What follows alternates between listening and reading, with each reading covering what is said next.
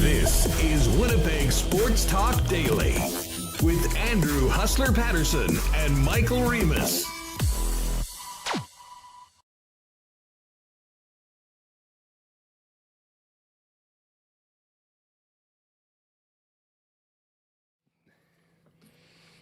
Hey, happy Friday, everybody, and welcome to Winnipeg Sports Talk. What a fun night it was last night for Winnipeg sports fans who headed downtown.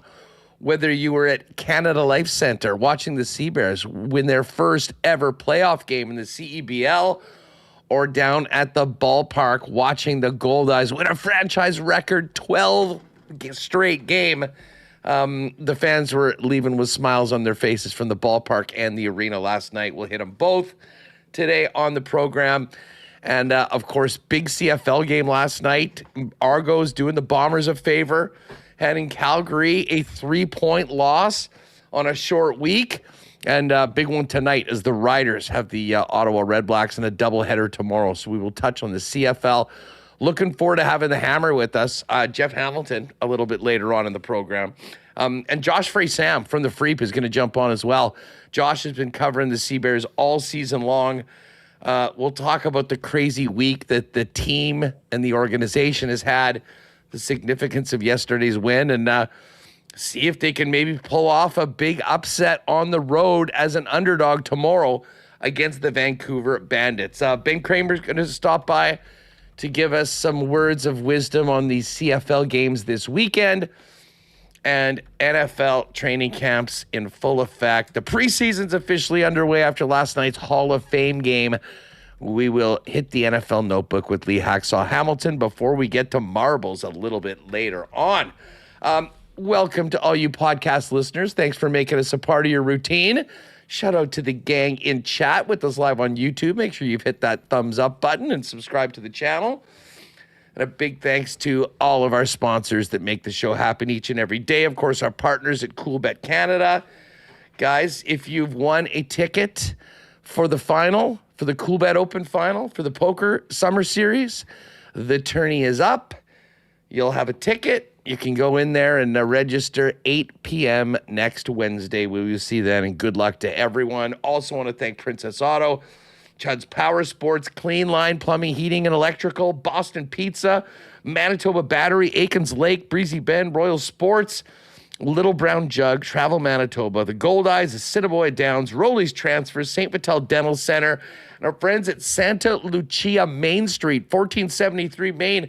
Today through the weekend is their grand reopening. Pop by for a free slice, some great promos, chance to win Banjo Bowl tickets, and say hi to Roberto and his staff after all that hard work to finally get reopened after the fire that cost them almost the last 24 months of business. We'll also get to a why not question of the day for Not Autocorp at Waverly and McGillivray. Let's get Remis in here and get this show on the road. Remo, what's up? Good seeing you last night. Fun night watching the Sea Bears win their first ever playoff game. Yeah, it was awesome to be in the den for that one. And yeah, first ever playoff win from the Sea Bears, and they'll go up against Vancouver Saturday afternoon. But we were talking all week how the Sea Bears were facing so much adversity. Teddy Allen not available after getting in an altercation in a Winnipeg nightclub over the weekend. You had guys moving on to Europe, a big part of the team. But hey, other people had to step up. Xavier Moon, 20 points. Jelani Watson-Gale, 6 threes and 27 points. And I thought Isaiah Osborne set the tone early with some big three-pointers. He had 19 points. And Simon Hildebrand made an impact as well. So, what a game it was. Great atmosphere. And the highlight of the game, actually, not the highlight, but one of the highlights of the game was Chad Posthumus' sister hitting one from half court at halftime. I mean, what a moment that was. Yeah, just to set this up, folks, they do, and I'm not even sure what the prize was or who the sponsor was. I wasn't paying too much attention, but was it the break? I think it might have been the quarter break or something like that. Yeah, I forget. I know we were I wasn't really around during halftime. But anyways, they've got this contest where you come and you get on the logo and you have to shoot ostensibly a half-court shot. I mean, I think it's not quite half-court. You just have to be touching the logo and you can jump up. So you can get a little bit closer to the half-court, but it's long. And Chad Posthumus' sister, wearing the number 33 of her late brother, stood up there and on her third and final attempt, nailed it off the backboard and went in. And I got to tell you, Remo, that was a pop. Listen, it was a huge win. There was lots of great stuff happening.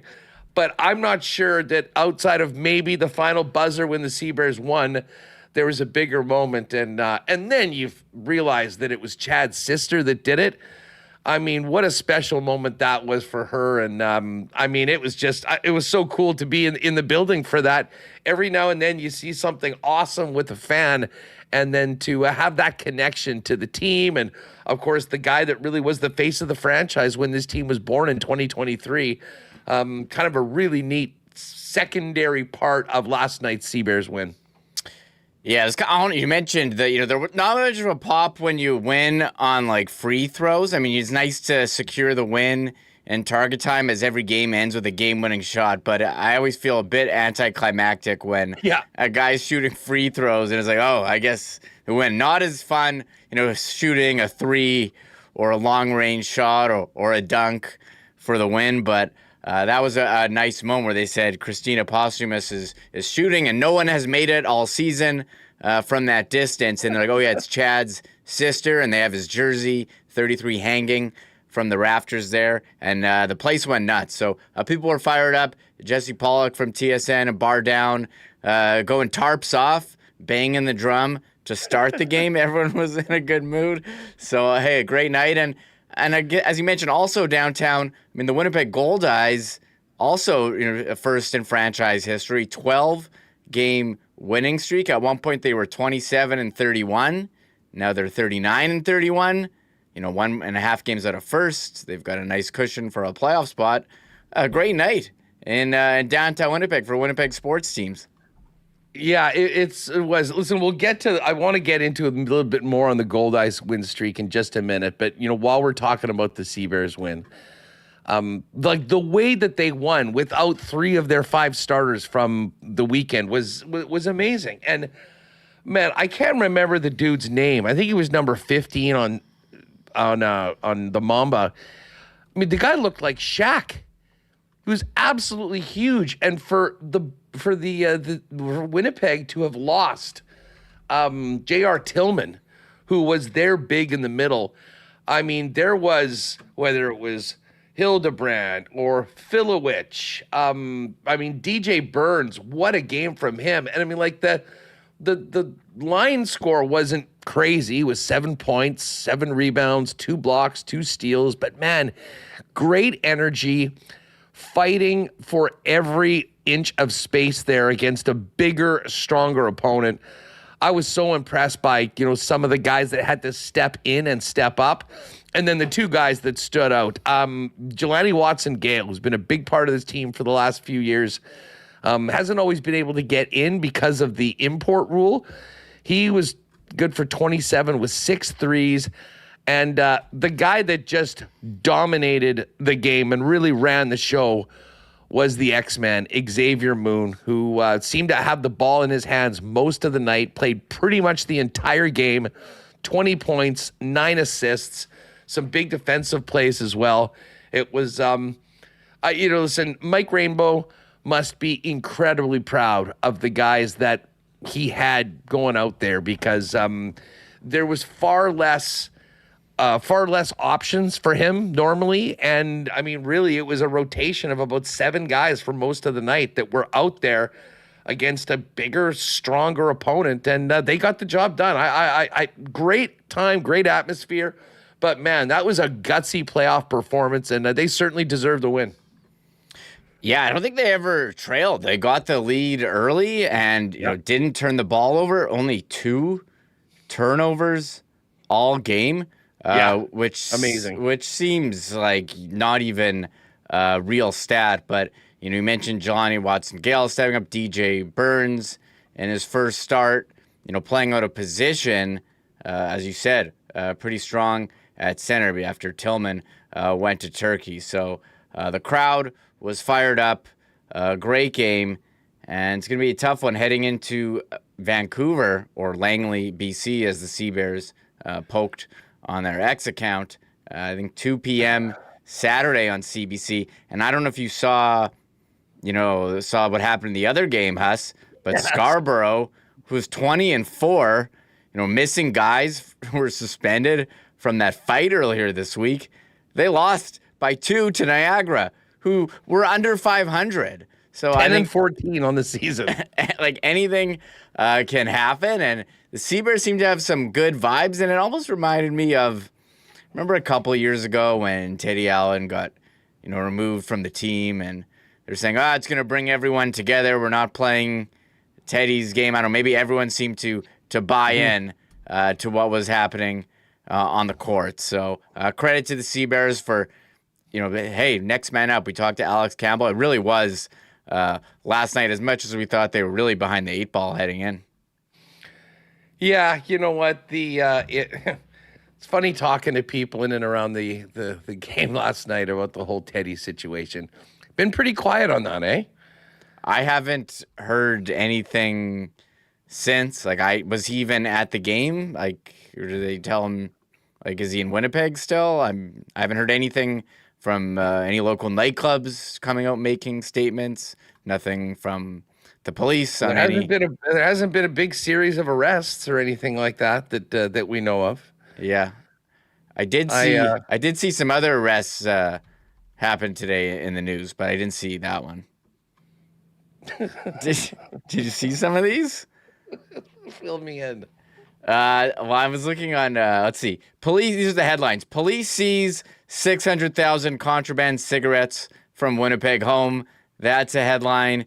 The other one: speeding stop nets nearly $1 million in cash near Brandon. Those are the headlines today. I'm on Christie.ca. Shout out Christie. He does a great job as well of covering the Sea Bears.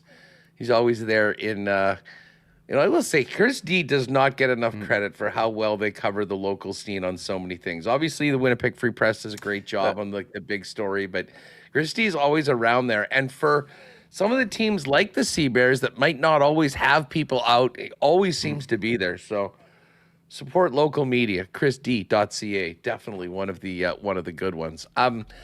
This is the way things shape up, though, which is wild. The Sea Bears are on the road against Vancouver. And they're an underdog. I think at Coolbet, they're like plus 140 or something like that. So Vancouver is the favorite, and they are expected to beat a depleted Sea Bears team. If the Sea Bears somehow win the game, though, Remo, they will be the higher seeded team in the championship best of 3 series. And it'll be funny. They would play in Vancouver. If they can win, they will then come back to Winnipeg and then travel east to play the winner of the Niagara River Lions and the Brampton Honey Badgers, who won last night as well.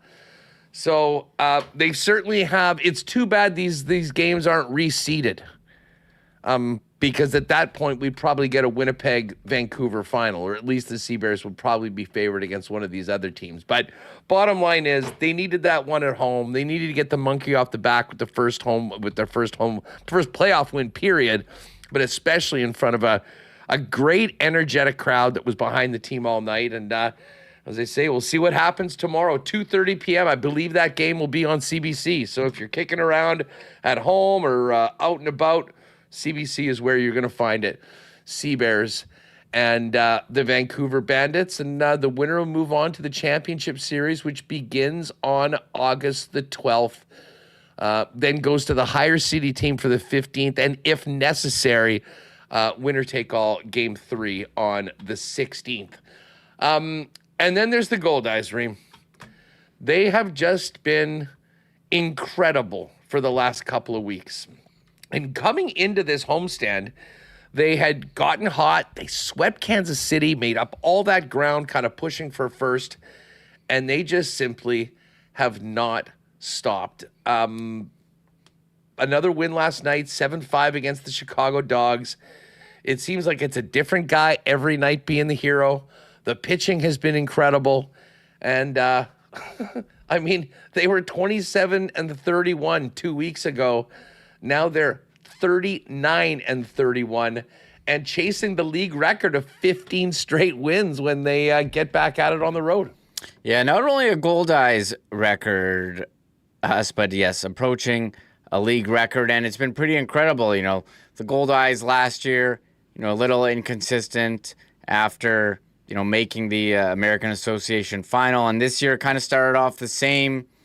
They couldn't seem to put everything together, but we talked to Logan Watkins earlier this week, and he said, hey, I believed in our guys. We didn't really make any huge changes, and now they're coming through, and it's kind of funny how you're seeing a similar hot streak in the majors with the Red Sox, but the Goldeyes have their own hot streak here where you're like, before it's like, hey, can they get into the playoffs? And now it's like, hey, they could have a chance here at winning division or, winning the league championship. So pretty awesome to see, and a big crowd at Blue Cross Park last night. And I imagine as the season goes on and you're thinking, hey, these guys are pretty good. You have a chance for another championship. We were at that playoff game. It was a fantastic crowd here a couple of years ago.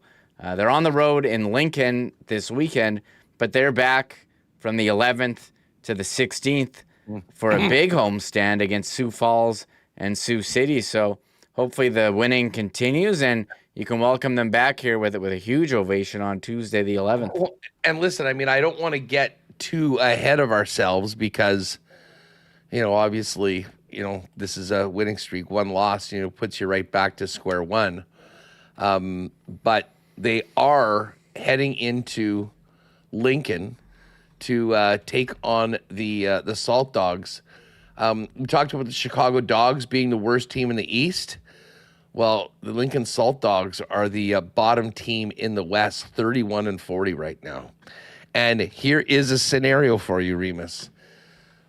The Fish go down to Lincoln, get the job done Friday, Saturday, and Sunday to make it 15 in a row. Travel day on Monday, and then Tuesday night to start another week at home for the Goldeyes on $2 Tuesdays. It could be the all-time record for the American Association going for 16. Obviously, they got to keep it going on the weekend, but the way they're playing right now, I see no reason why that could not be a very real possibility for our show when we come back after the weekend. Yeah, tough year to be named after a dog in the American Association. You got the Salt Dogs, 31-40 in the basement, and the Chicago Dogs, 21-50. Kind of funny. So we'll see how it goes for the Goldeyes. We're keeping our eye out. Trevor Curl with the call has watched the final out. Does a fantastic job, Trevor. So the Goldeyes, hey, they're on a bit of a heater, and hopefully it can continue as, again, big summer. I can't remember if it was summer night like this. Maybe there were some bomber Goldeyes in the past, but Sea Bears' first playoff win and, franchise win streak on throwback night. Man, do they look good in those 94 throwback unis. I was just sad that, I really wanted to see the playoff game for the Sea Bears. So we were at the rink and not the ballpark, but had a bunch of friends that were out there. So it was another nice crowd, and another big win for the Fish. And the fact that this is happening right now, we talked a lot about how the team was on the road for so much of the month of July. Mm-hmm.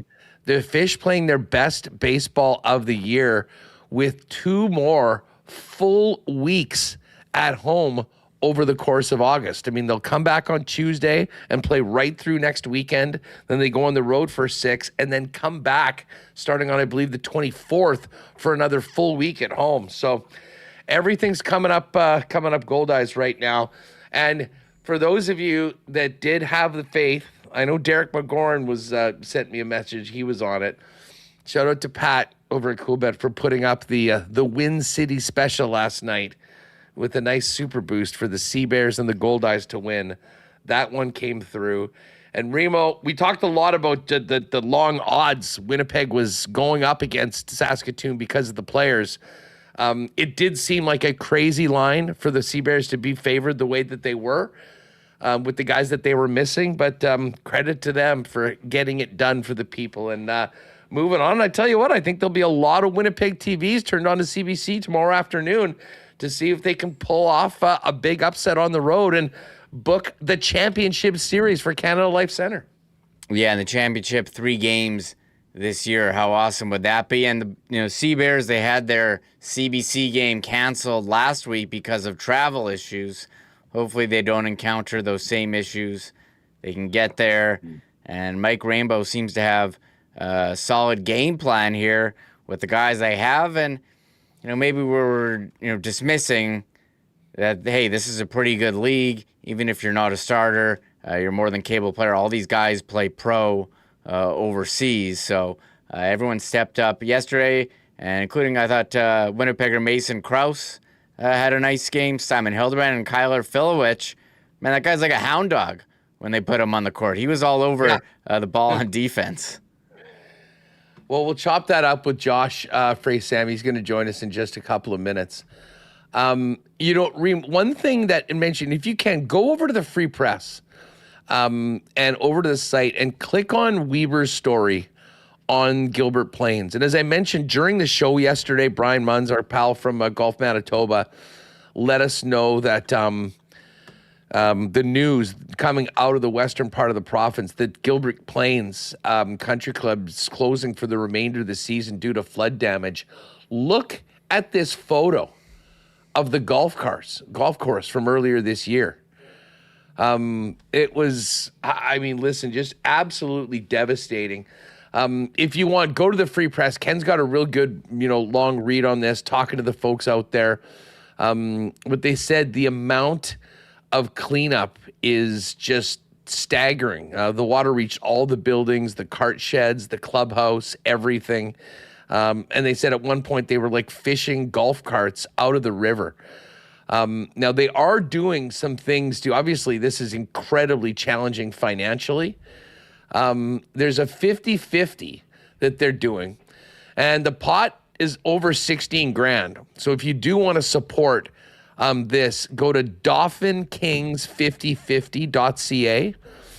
There's also a number if you want to help out, 204-548-2326. So I see the jackpot's now over $17,000. And we'll maybe touch base with them next week. We had a pretty busy show today with the games, but maybe reach out and do something, an update on this for next week. But the goal is to get back open for next year. But they said, if they're making the very tough decision to close the golf course this season, they got to take care of people and make sure that the patrons have a place to play by May 1st of next season. So thinking about everyone out in the Dauphin area, Gilbert Plains, and again, DoffinKings5050.ca if you want to get some tickets to, hopefully win the jackpot, but also help out what's going on out there. All right, Josh is going to join us in just a minute. I mentioned, folks, the weekend is here. Speaking of handling catastrophe, our pal Roberto and the people over at the Santa Lucia on Main Street are having their grand reopening this weekend, today, tomorrow, and Sunday. It is almost 2 years from when the restaurant was taken out by fire, and it has been a long, arduous journey to get back open, but the great taste of Santa Lucia is back in West K. If you're around, or even if you just want to go and support a local business that's done a lot. It's a pretty delicious way to do it. Pop by there. They're giving free slices out all weekend. I think the first 200 people. They've got fun promos, giveaways, giving away some Banjo Bowl tickets, which you can enter for. And again, you don't need to get your arm twisted to pop down and have a couple at Santa Lucia. And there's much more. I mean, obviously, they're now open as they go forward. Every day, 11 a.m. Till 11 on the weekdays, 1 a.m. on the weekends at 1473 Main Street. But this weekend, they're really doing it up. They've got the sidewalk patio open. You can go in and see what they've done. So pop down there, let them know that you heard us talking about it on WST. Roberto will take good care of you, and just all the best moving forward to them after what they've been dealing with that fire. But it is back. The Great Taste of Santa Lu and West K, 1473 Main Street. This weekend, their grand reopening.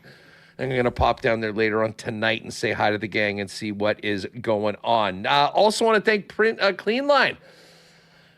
Of course, we're going to be getting into the Clean Line lines when Jets training camp gets going. In the meantime, Clean Line remains the residential and commercial plumbing experts in town, along with heating and electrical services, and are Winnipeg's most trusted plumbers with over 40 years of fast responses, lasting results, and 24/7 emergency services across all of Winnipeg. And Clean Line has your back covered 24/7, 365 with around-the-clock emergency services. The number you're going to put in your phone, 204-500-2001. When you're in a plumbing jam, Clean Line will be there to take care of it. You can also schedule an appointment and find out more online at cleanline.ca. Heading out on the weekend, maybe getting on an ATV, a dirt bike, a boat. Are you powered up?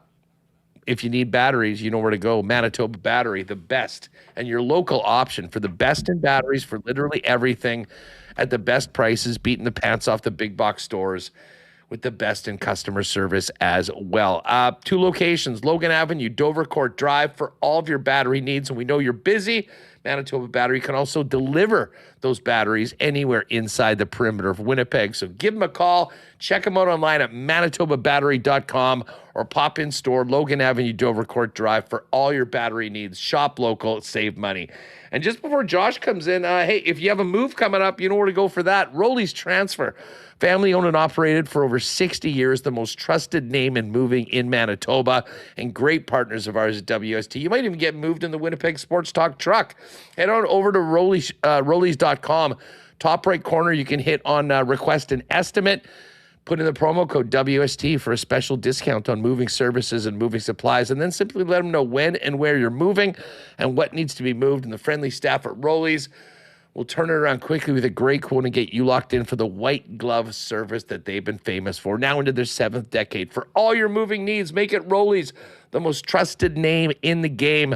Find out more online today at Rollies.com. All right, let's welcome in. I'm so excited to talk to this guy about NFL fantasy football, but we need to start with the big story of the day. That, of course, is the Sea Bears. Josh Frey-Sam has been covering them all season long for the Winnipeg Free Press. What is going on, dude? It's great to have you back on the show. Hey, fellas. I appreciate you guys having me back on here. Always a pleasure. Hope you guys are well. I'm doing great, Huss. I don't have a boat, but I'm feeling powered up after hearing you talk about Manitoba Battery. Yes. So shout out to you, man. I'll tell you what, shout out to the Sea Bears and the bench and the guys that were left powering this team through to a victory last night. Full disclosure, I went to the game last night optimistic, but expecting the worst. I mean, it had been probably, now, I mean, we could talk about the first Teddy Allen disaster before or whatnot, but this has been probably the most challenging week in the history of the Sea Bears organization. And it went from having such high hopes on Saturday going into Vancouver with the opportunity to get home court, losing the game in the circumstances that they did, the Teddy Allen fiasco, 2 other top players dipping before the playoff game, and you wondered what was going to be left. Well, what we saw last night was a team that played with a hell of a lot of energy, heart, and got the job done in some pretty tough circumstances. I mean, speak to the entire week that this team and organization's been going through.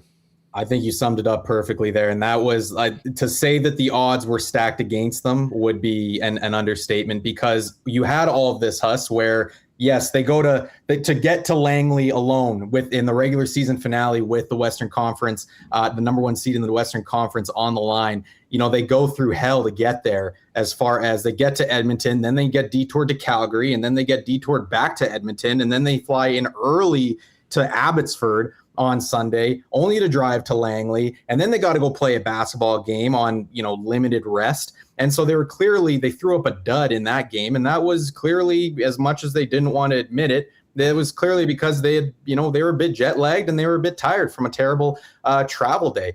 Then they go, and not even within hours of them landing back in Winnipeg, you have Teddy Allen, who is within hours of them landing, you have Teddy Allen, who is involved in an altercation downtown Winnipeg. Obviously, he suffers serious injuries, and he's out of the lineup. And then you mentioned Emmanuel Acott is gone.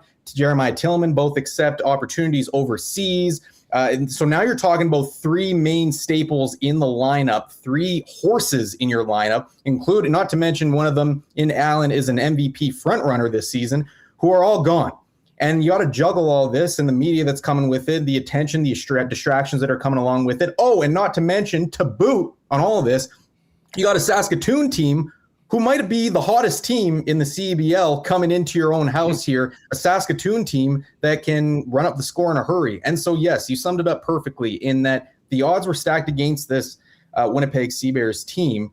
But I thought that we might have seen perhaps their most resilient, gritty performance of the season, because with all these guys out, you saw a bunch of guys step up into these guys who are normally in these supporting roles. You saw them step up. You saw an Isaiah Osborne who came into Winnipeg with some flair and, had a couple target score winners, put up, I think, 3 out of his 4 first games in a Sea Bears uniform were 20-plus points. He was looking like the secondary scorer that they needed until Xavier Moon got back. Well, he got into a cold streak, and last night he needed to bust out of that slump, and he sure did. He kind of carried his weight on the offensive end. Trey McGowan's in just 15 minutes goes and puts up chips in 14 points for you. Simon Hildebrand hit a couple of big time timely threes for them. You had Jelani Watson-Gale, who was sixth man of the year last time he was here in Winnipeg.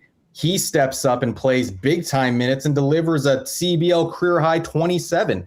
And so there was a bunch of little moments, I thought, especially early on in the game, whether it was just the little winning plays, right, that might go unnoticed, whether it's getting your hand in a lane for a steal, whether it's hustling back on transition. At one point at halftime, I believe the Sea Bears were outscoring the Mamba 20-0 in transition points.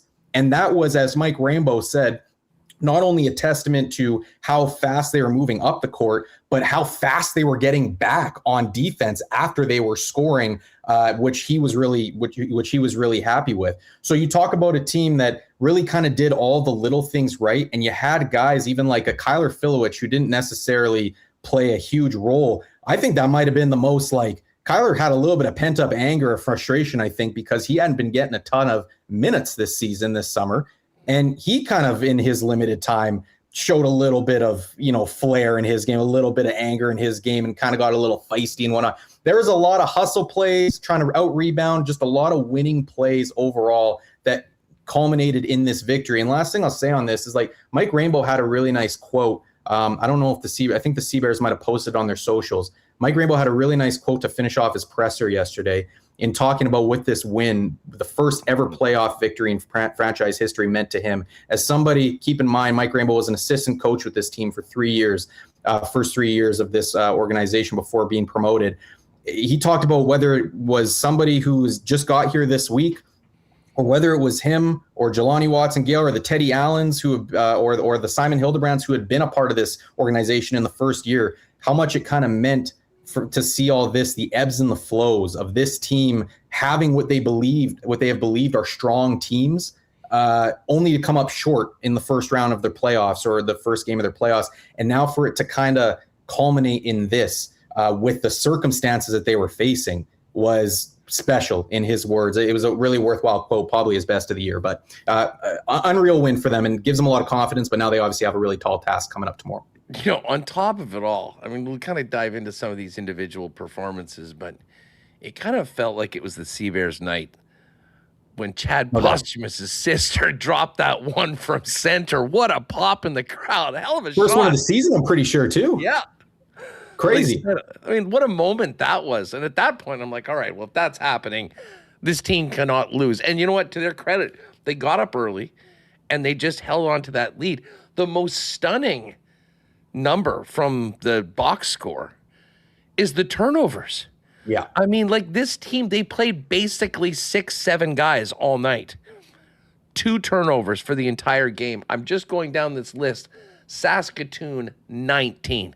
And that's both the commitment to defense, taking care of the ball. I mean, this is so cliche, but the Sea Bears went in undermanned and won in all aspects of the fundamentals of the game.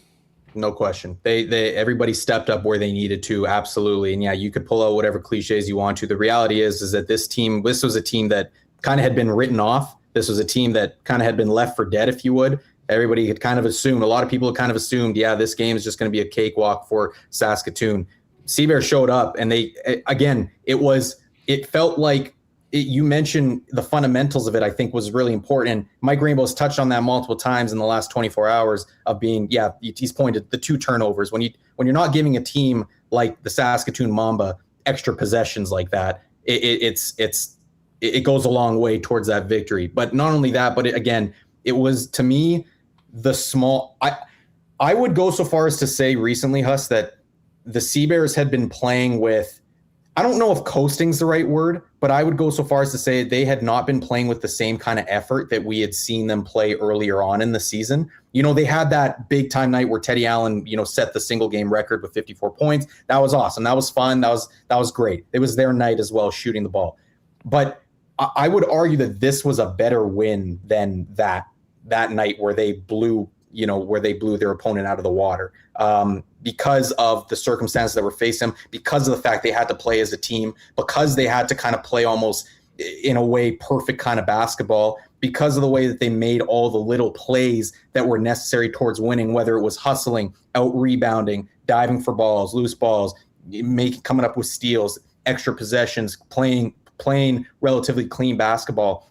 And then everybody kind of stepping up in the role that they needed to, especially down the stretch. I think that this was a really important victory for them that gives them a lot of confidence that, hey, not only were we talking about the fact, not only were we just, the lip service of we're undermanned, but next man up mentality. Not only were they talking about it, but now they actually proved that they can do it. I think that's huge for their psyche. Simon Hildebrand had like an early bucket, but he went ice cold shooting. But man, did he get in like rebounding, assists, defensive plays, steals. And then there's Xavier Moon. And I had not seen him in person before. We'd heard a lot about him. Obviously, he's a multi-time MVP. Yeah. And we were all wondering, how's this going to work with Teddy Allen? Well, he's gone. And Moon, you want to talk about a court general. I thought he was phenomenal, and he played 39-57. I'm not sure, was that the amount of time in the game, or did he ever come off for 10 seconds? I'm not sure. Very briefly, and it was, yes, he played pretty much the entire game. It was unreal. So between he and Jelani Watson-Gale doing it all, but it was all hands on deck. And listen, the other guy that Remis mentioned at the start, how about DJ Burns' performance? Unreal. I mean, the energy that guy brought in. And man, he's going against, what was that dude's name? Badiako? He looks like Shaq out there. I mean, that guy's got to be pushing 7 feet. Just a massive, and like they did not have the size to compete. And I thought that they had the will, and that brought them into the situation that they were in. And that epitomizes DJ Burns, right? And a guy who was playing clearly out of position, right? He's not supposed to be playing the 5, although the Sea Bears have used him at the 5 this season, and that's because of that, the old mantra of hard over height right? I mean, he epitomizes that, man, because like he plays with such crazy energy. And the fun part about DJ Burns is, yes, you can talk to him, and he's from New Orleans. He's got a great he's very charismatic. He's great to talk to. Very nice guy. Maybe one of the nicer guys you'll ever meet, but when he's coming at timeouts and the Sea Bears, you best believe that even though maybe he only had 7 points and 7 rebounds last night, the fact that he's going out to the sidelines and waving the crowd on and getting everybody pumped, that is injecting something into this group. You could tell in the first quarter, especially when the crowd was probably about at its peak, right? We all know that opening, off the opening tip-off, how hyped the crowd can get. DJ Burns did everything in his effort to, I think, take advantage of the fact that they were able to ride the crowd with every single bucket. The Sea Bears got off to a hot start shooting the ball, and DJ Burns was making sure the crowd was staying engaged the entire time. And I think that's such a little thing, but it just goes such a long way. I think the style that he plays is so invaluable. And yeah, is he the most, dominant offensive weapon? No. Is he the most, stout defensive weapon? No, he's not. But he does enough in all aspects. And again, the grittiness of this game is completely invaluable to this team. I mean, he's got to do the same thing tomorrow. He absolutely has to play. That's his role, and he plays it terrifically. Well, let's get to tomorrow, because as we mentioned, I mean, on top of how bad of a week it was for the Sea Bears, it was a pretty ugly week for the league. I mean, those knuckleheads out east having that brawl in a nothing game at the end of the year. And Scarborough, after being a 20-14, clearly the class of the league, loses 2 guys and is out first round to a 10-14 team. Yes. Unfortunately, they don't reseed. And the Sea Bears are going back to Langley to take on the Vancouver Bandits, who are the top-seeded team remaining. Obviously, they won the West on account of that win last week. Mm-hmm. Hopefully, the travel will be a lot smoother today, getting out to the game. Josh, speak to us about the hill that they've got to climb if they want to have more basketball at Canada Life Centre this season. Yeah, I feel pretty confident in saying I think the travel is going to be a little bit smoother this time. I kind of threw it in there in today's interviews with Mike, and I is the travel set up? Is it okay?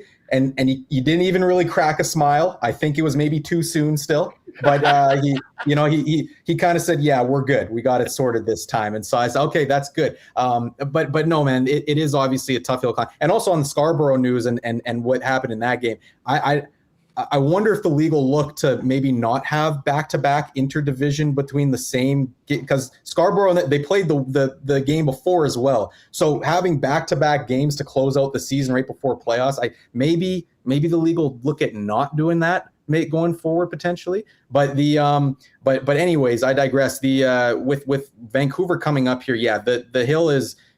If you thought that the Sea Bears had a tall hill to climb here in this one against Saskatoon, I mean, this one's even grander. If this was a hill, this is a mountain, because the Vancouver Bandits not only playing at home, they have Kyle Julius back, their coach and GM, who went over to China for a little bit, and is now back. He's now back in the fold. And not only that, they have Mitch Creek, last year's the reigning MVP of the league, who is outstanding, a former NBA player as well, had a stint in the NBA.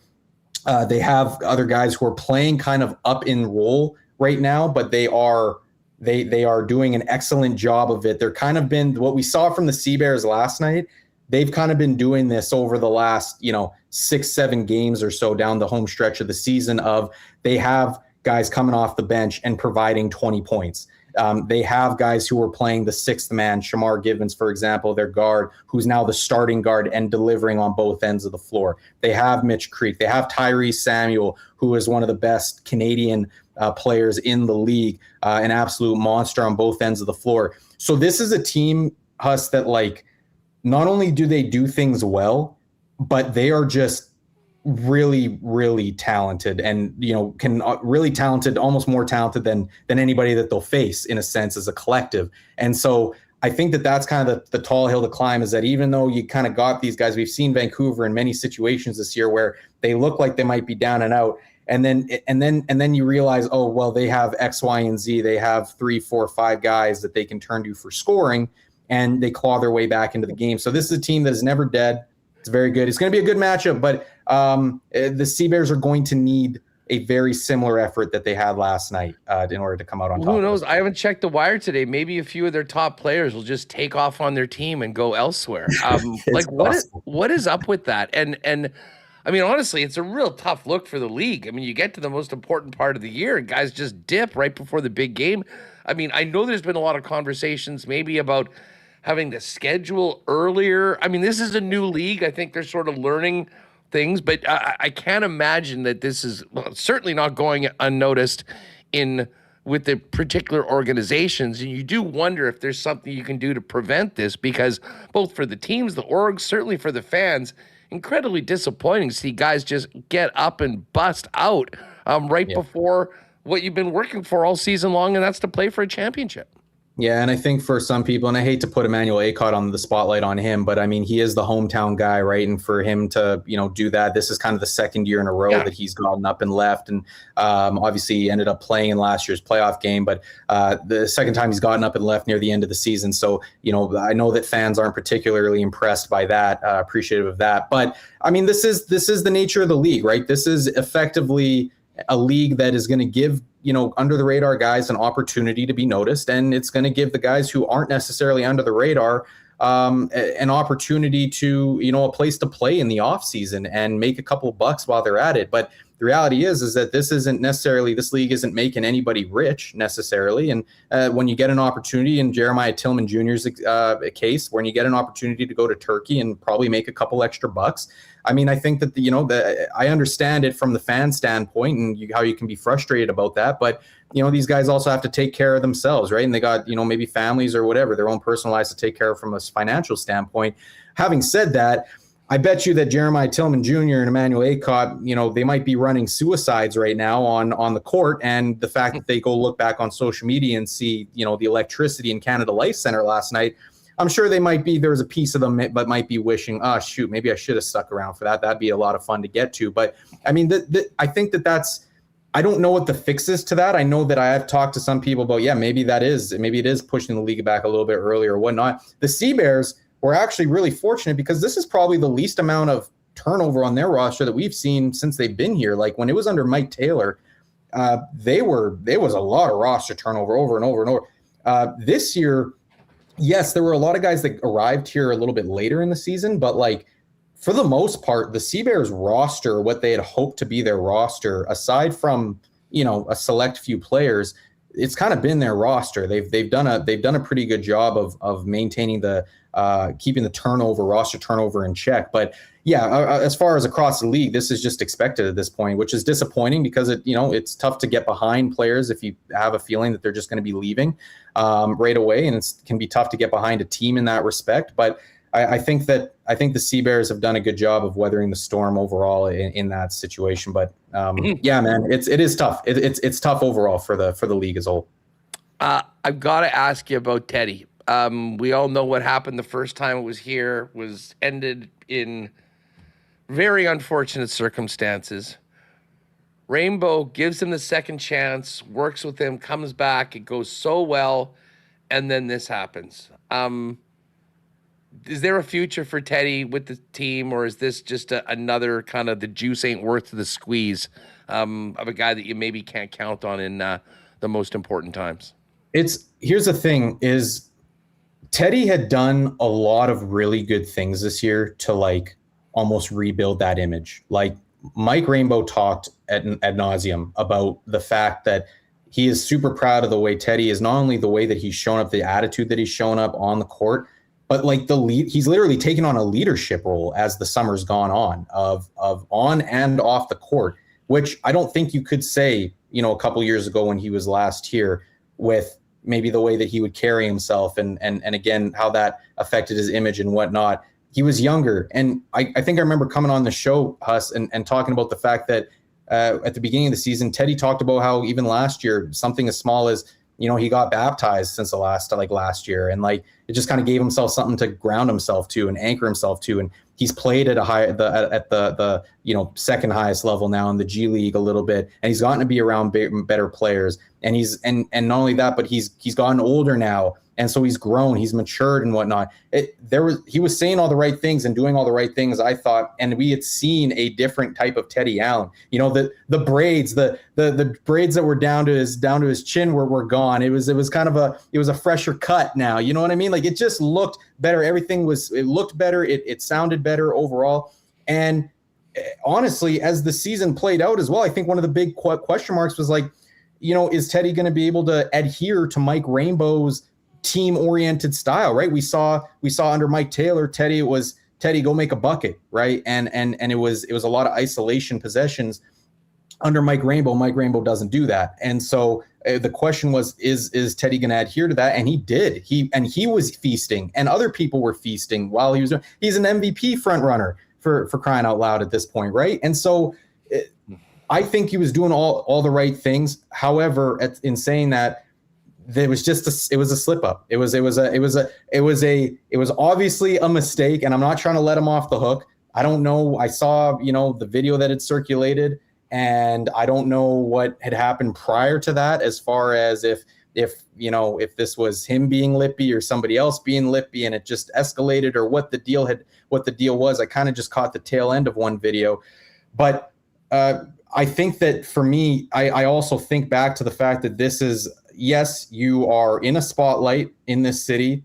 Yes, you have playoffs coming up, but also at the same time, he's 28 years old and maybe wanted to just go hang out at the bar a little bit. And yes, did things escalate? Sure. But I think everybody's been 28 years old and wanted to go hang out a little bit. I just personally look at this. I try and look at this from like the human side of things. Yes, did he mess up a little bit? Sure. And I'm not trying to necessarily defend him completely and totally take him off the hook here. But like, I think that there are elements to this of like, yeah, he's also 28 years old and like he is allowed to go out if he wants to. And yes, when alcohol is involved, do things escalate to where we want it to get to? Sure, it does. But like, I think it was one of those. I think it was a tough mistake at a really, really bad time was the worst part. If this had happened mid-season, maybe it's different. The fact that it happens at this time, I think that was kind of the icing on the cake. Yeah, I mean, I just wonder how they move forward, because as you say, I think they kind of went out on a limb to bring him back, and the early results were so good.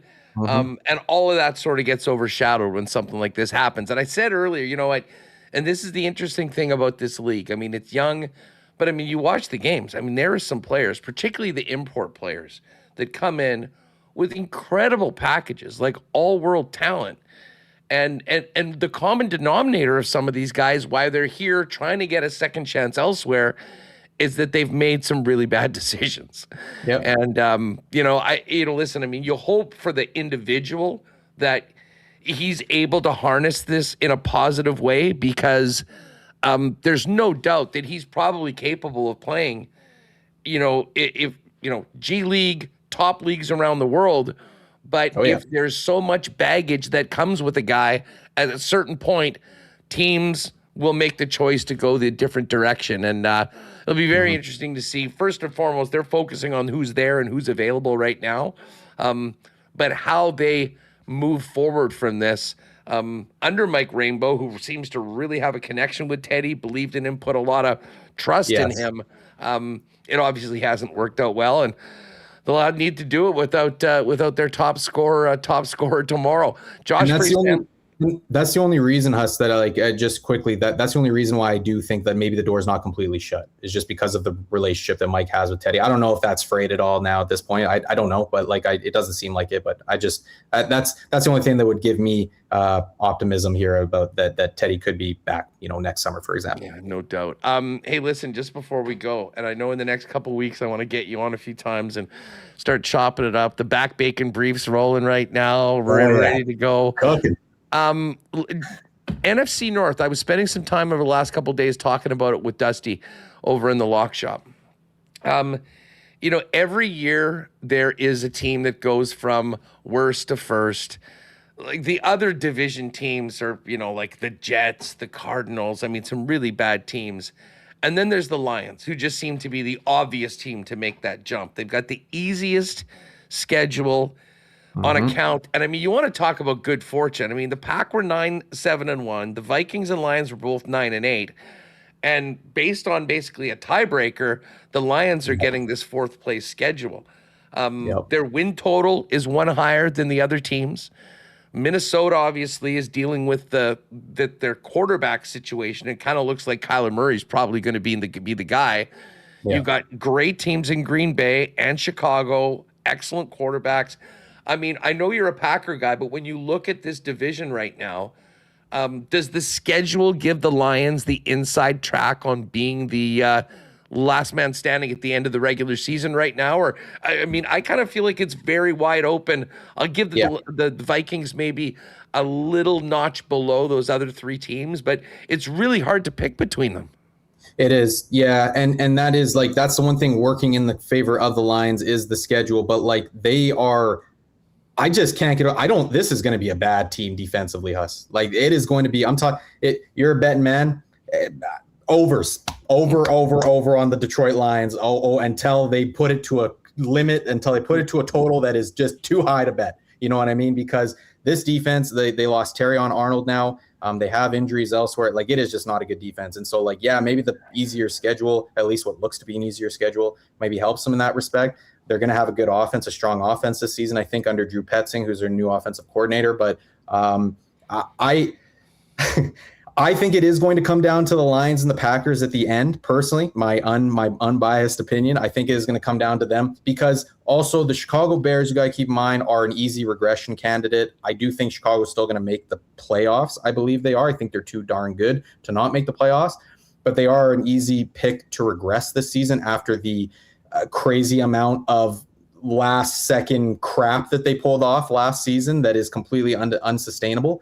And then the Minnesota Vikings, I mean, as much as I want to believe that Kyler Murray is going to improve this offense, I wonder just how meaningful, I guess, of an improvement it's going to be. Like, I think it's going to be better. I just don't know, like, how, like, are Viking fans expecting him to be potentially taking him to the Super Bowl? I don't think so. Like, I don't know. I may be a playoff team at best, maybe a 7th seed at best, but like, I just don't, I don't necessarily see the path to a divisional victory for the Minnesota Vikings.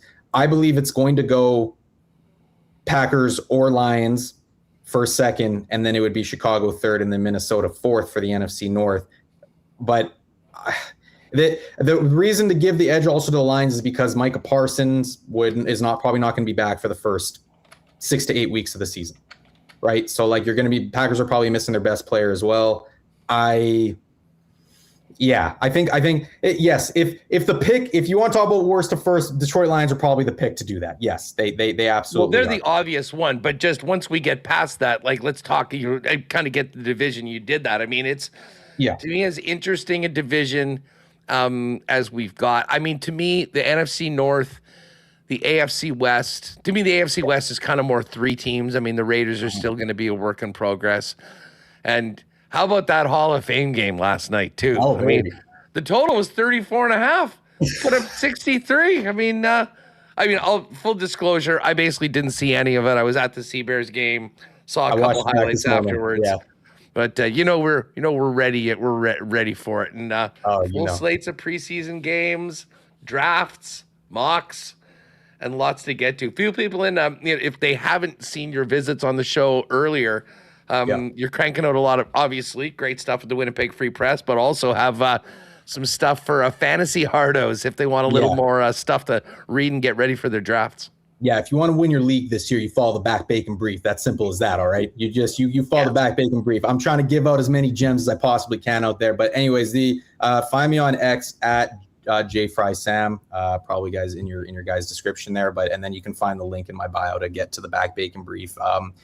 Just trying to pump out as much fantasy content for dynasty folks, for redraft folks. I've maybe gotten even a little bit of best ball tips in there every now and then, but I did my first. Actually, I haven't done best ball too much in the past. So I did 3 best ball drafts already this year. So like I'm actually fired up to see how that kind of works out. But yeah, and that's basically you just pick them and see what happens. I mean, there's no setting, just your best guys. They'll make your the best operation throughout. Well, I'll tell you what. After the weekend, we'll see what your schedule's like and hit you up. But I want to get together a few times over the next few weeks as we get ready for drafts. Always love chopping up fantasy with you, and I think there'll be a lot of people that'll be keen to hear more of that. So let's do that next week. But in the meantime, I know you're locked on this hoops tomorrow. We'll see if the Sea Bears can survive the trip out west and come back with a few more games to be played for a championship of the CEBL. Yes, sir. Appreciate you guys for having me on as always. Yeah, we'll talk some ball soon. Right on. There's Josh Frey-Sam at Frey-Sam on X, and subscribe to the Back Bacon Brief ahead of your fantasy football drafts. All right, Hammer's coming up in just a minute. Looking forward to this one. Of course, hey, big weekend coming up. We got to wait till next Friday to get back to Princess Auto Stadium and hopefully see the Bombers put forth a much better performance than, most of the times they've been at Princess Auto Stadium this week. Of course, Princess Auto, proud sponsors of the Bombers, their home Princess Auto Stadium, WST. And of course, if you've not seen it yet, maybe this weekend is the time to check out 105,000 square feet of the most incredible retail outlet our city has ever seen. The new flagship Princess Auto at 500 Panet Road. Don't forget to come hungry. Try a smash burger if you get there in the morning. That breakfast sandwich is definitely WST approved. If you can't make it down there, you can always order online 24/7 at princessauto.com. We did that Chud's Power Poll yesterday with nobody at 5 in the Canadian Football League. I guess the Argos, on account of their win last night, get into the 5 spot. One thing I do know, the number 1 spot when it comes to power sports stores in Manitoba is Chud's Power Sports, and that's with a bullet. 80 years in the game, up in Gimli at the corner of Highway 8 and 231. And the best in new and used vehicles, including motorcycles, ATVs, side-by-sides, golf carts, boats and outboard motors, RVs, Argos, Polaris off-road vehicles, and of course, an incredible selection of snow machines with winter coming up in a few months. Great financing options as well and promotions. And if you go to chudspowersports.com, click on the link for True North Parts for some amazing deals on clearance, gear, and accessories. Pop by, see the Derminator and the great folks at Chud's up in Gimli, and you can get shopping before you even leave the house online at chudspowersports.com. And hey, got to shout out our pal Dr. Terry and the great folks at St. Vital Dental Center. I know they'll have the marble race up on the screens while people are getting their grills taken care of a little later on this afternoon.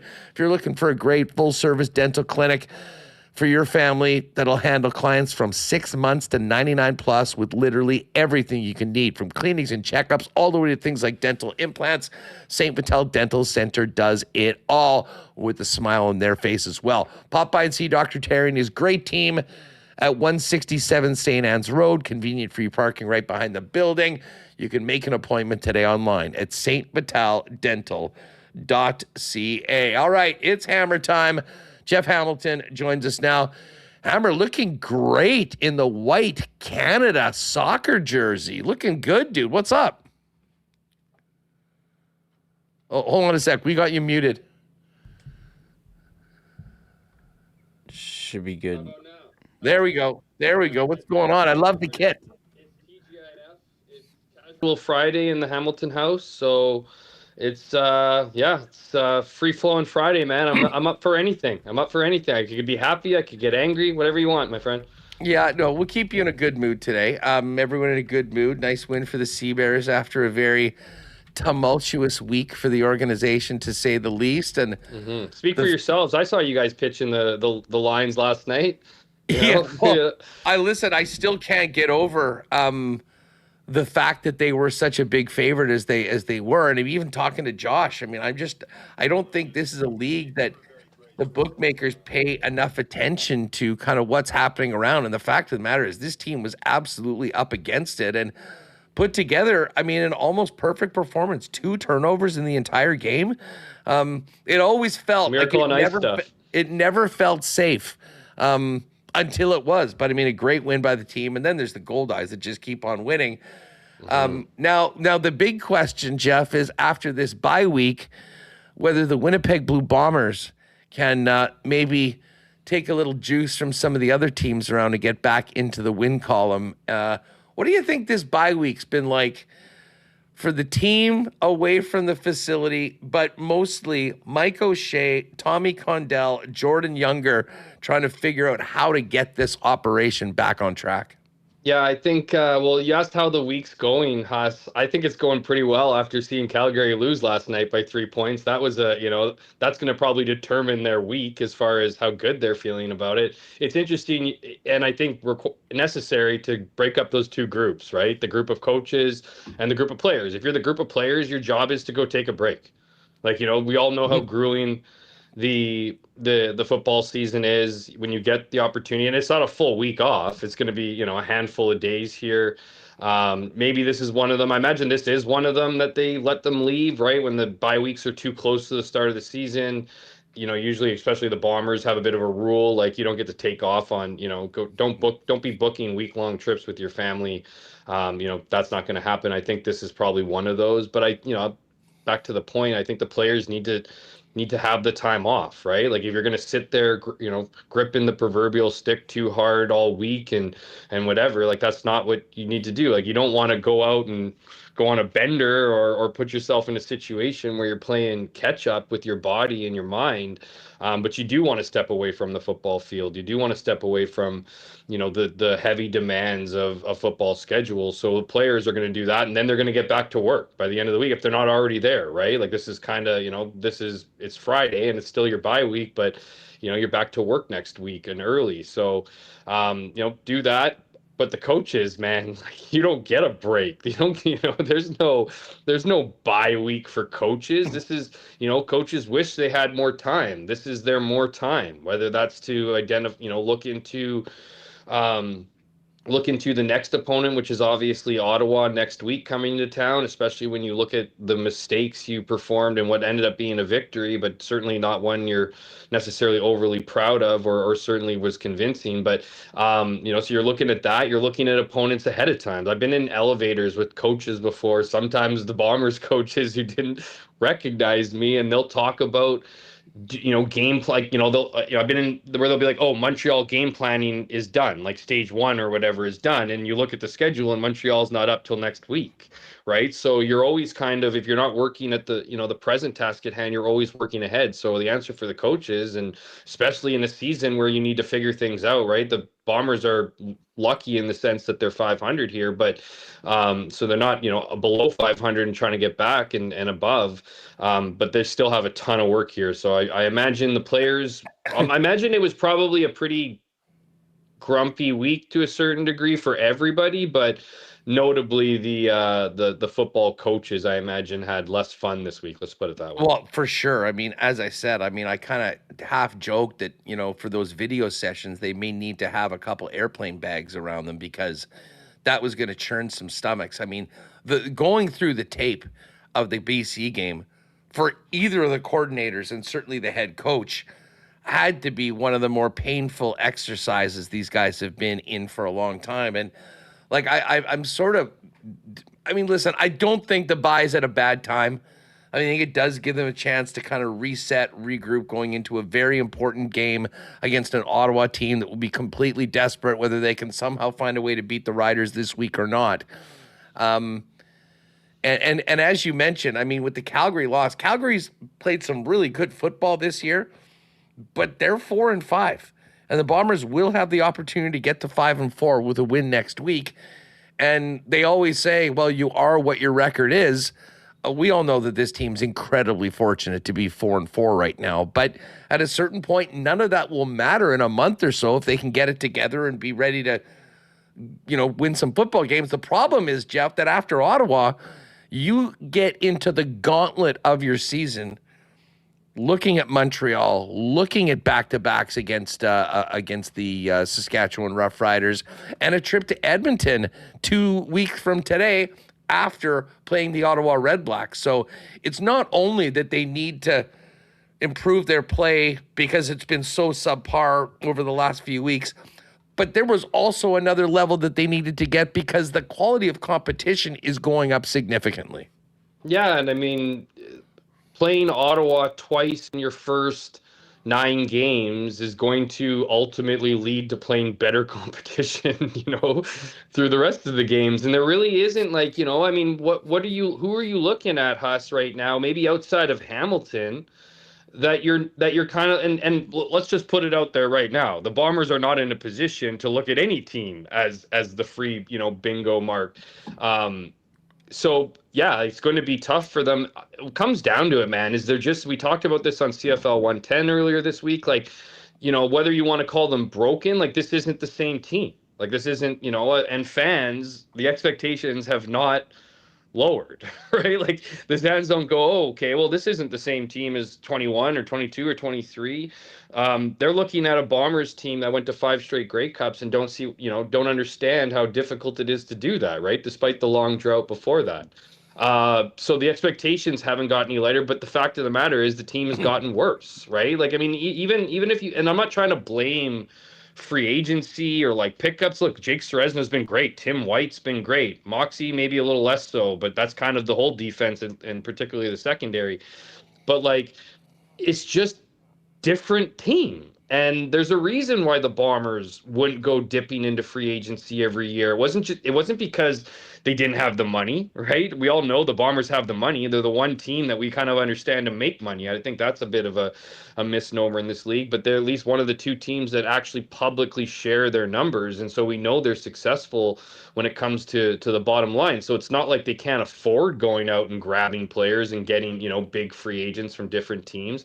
They just know the importance of continuity. And, we talked about this again on CFL 110, and I'm going to bring it up again, is I'm not saying it's bad leadership in Winnipeg. It's just different leadership in Winnipeg. And some of those pieces that you saw leave over the years, coupled with the new bodies, the new personalities that come in, like this whole FIFO thing doesn't really feel like it's, being kind of shared and paraded and being celebrated now. This feels like a team that's very much in the thick of it. There's a team that will be fighting for their playoff lives all season. And this is a team, Huss, and I'll put this towards the leadership stuff, and I've seen it for a couple years now, that just doesn't talk like the typical Bombers team. Like they kind of talk like losers. I'll say it, like beating up on their own, coordinators, beating up on their own players, like not like, like it doesn't feel like that same team, right? It doesn't feel like that same cohesive unit. And again, some of those comments might sound like, like I'm not saying guys are abusing players or whatever. It's just not that same single vision, blinders on accountability kind of feel to it, right? Like, and there's examples out there we can get into if you want to, but like, to me, it's just like, it doesn't feel like that same continuity. The leadership group, I'm not saying they're a bad group of leaders. They're just not as strong as the former leadership group. And I think we're seeing some of that play out here, and some of the personalities, some of the attitudes, some of the feelings. Like guys aren't happy in that locker room. Guys are pissed off 2 games ago when they punted with 5 minutes left. Guys are pissed off with not going for touchdowns, right? You have guys that are like, it's almost, again, I talk about the fans kind of getting fat. I think the club's kind of got a bit fat with the success, right? Now you're no longer the successful team anymore. Like you have to go back to some of those earlier principles, some of those, maybe pull back some of the ego a little bit. Like you guys are not only not the top dogs in the league, you're pretty beatable. And you prove that in your last performance, that literally any team in this league can beat you, because any team that doesn't have its starting, not only not having its starting quarterback, but is playing a raw rookie, it doesn't have their starting running back, is missing other key players on both sides of the ball, like, and then to go into someone's house and deliver what they delivered against the Bombers, like you can't look at Winnipeg and see them as a threatening team. Now, here's the good part. They have talent.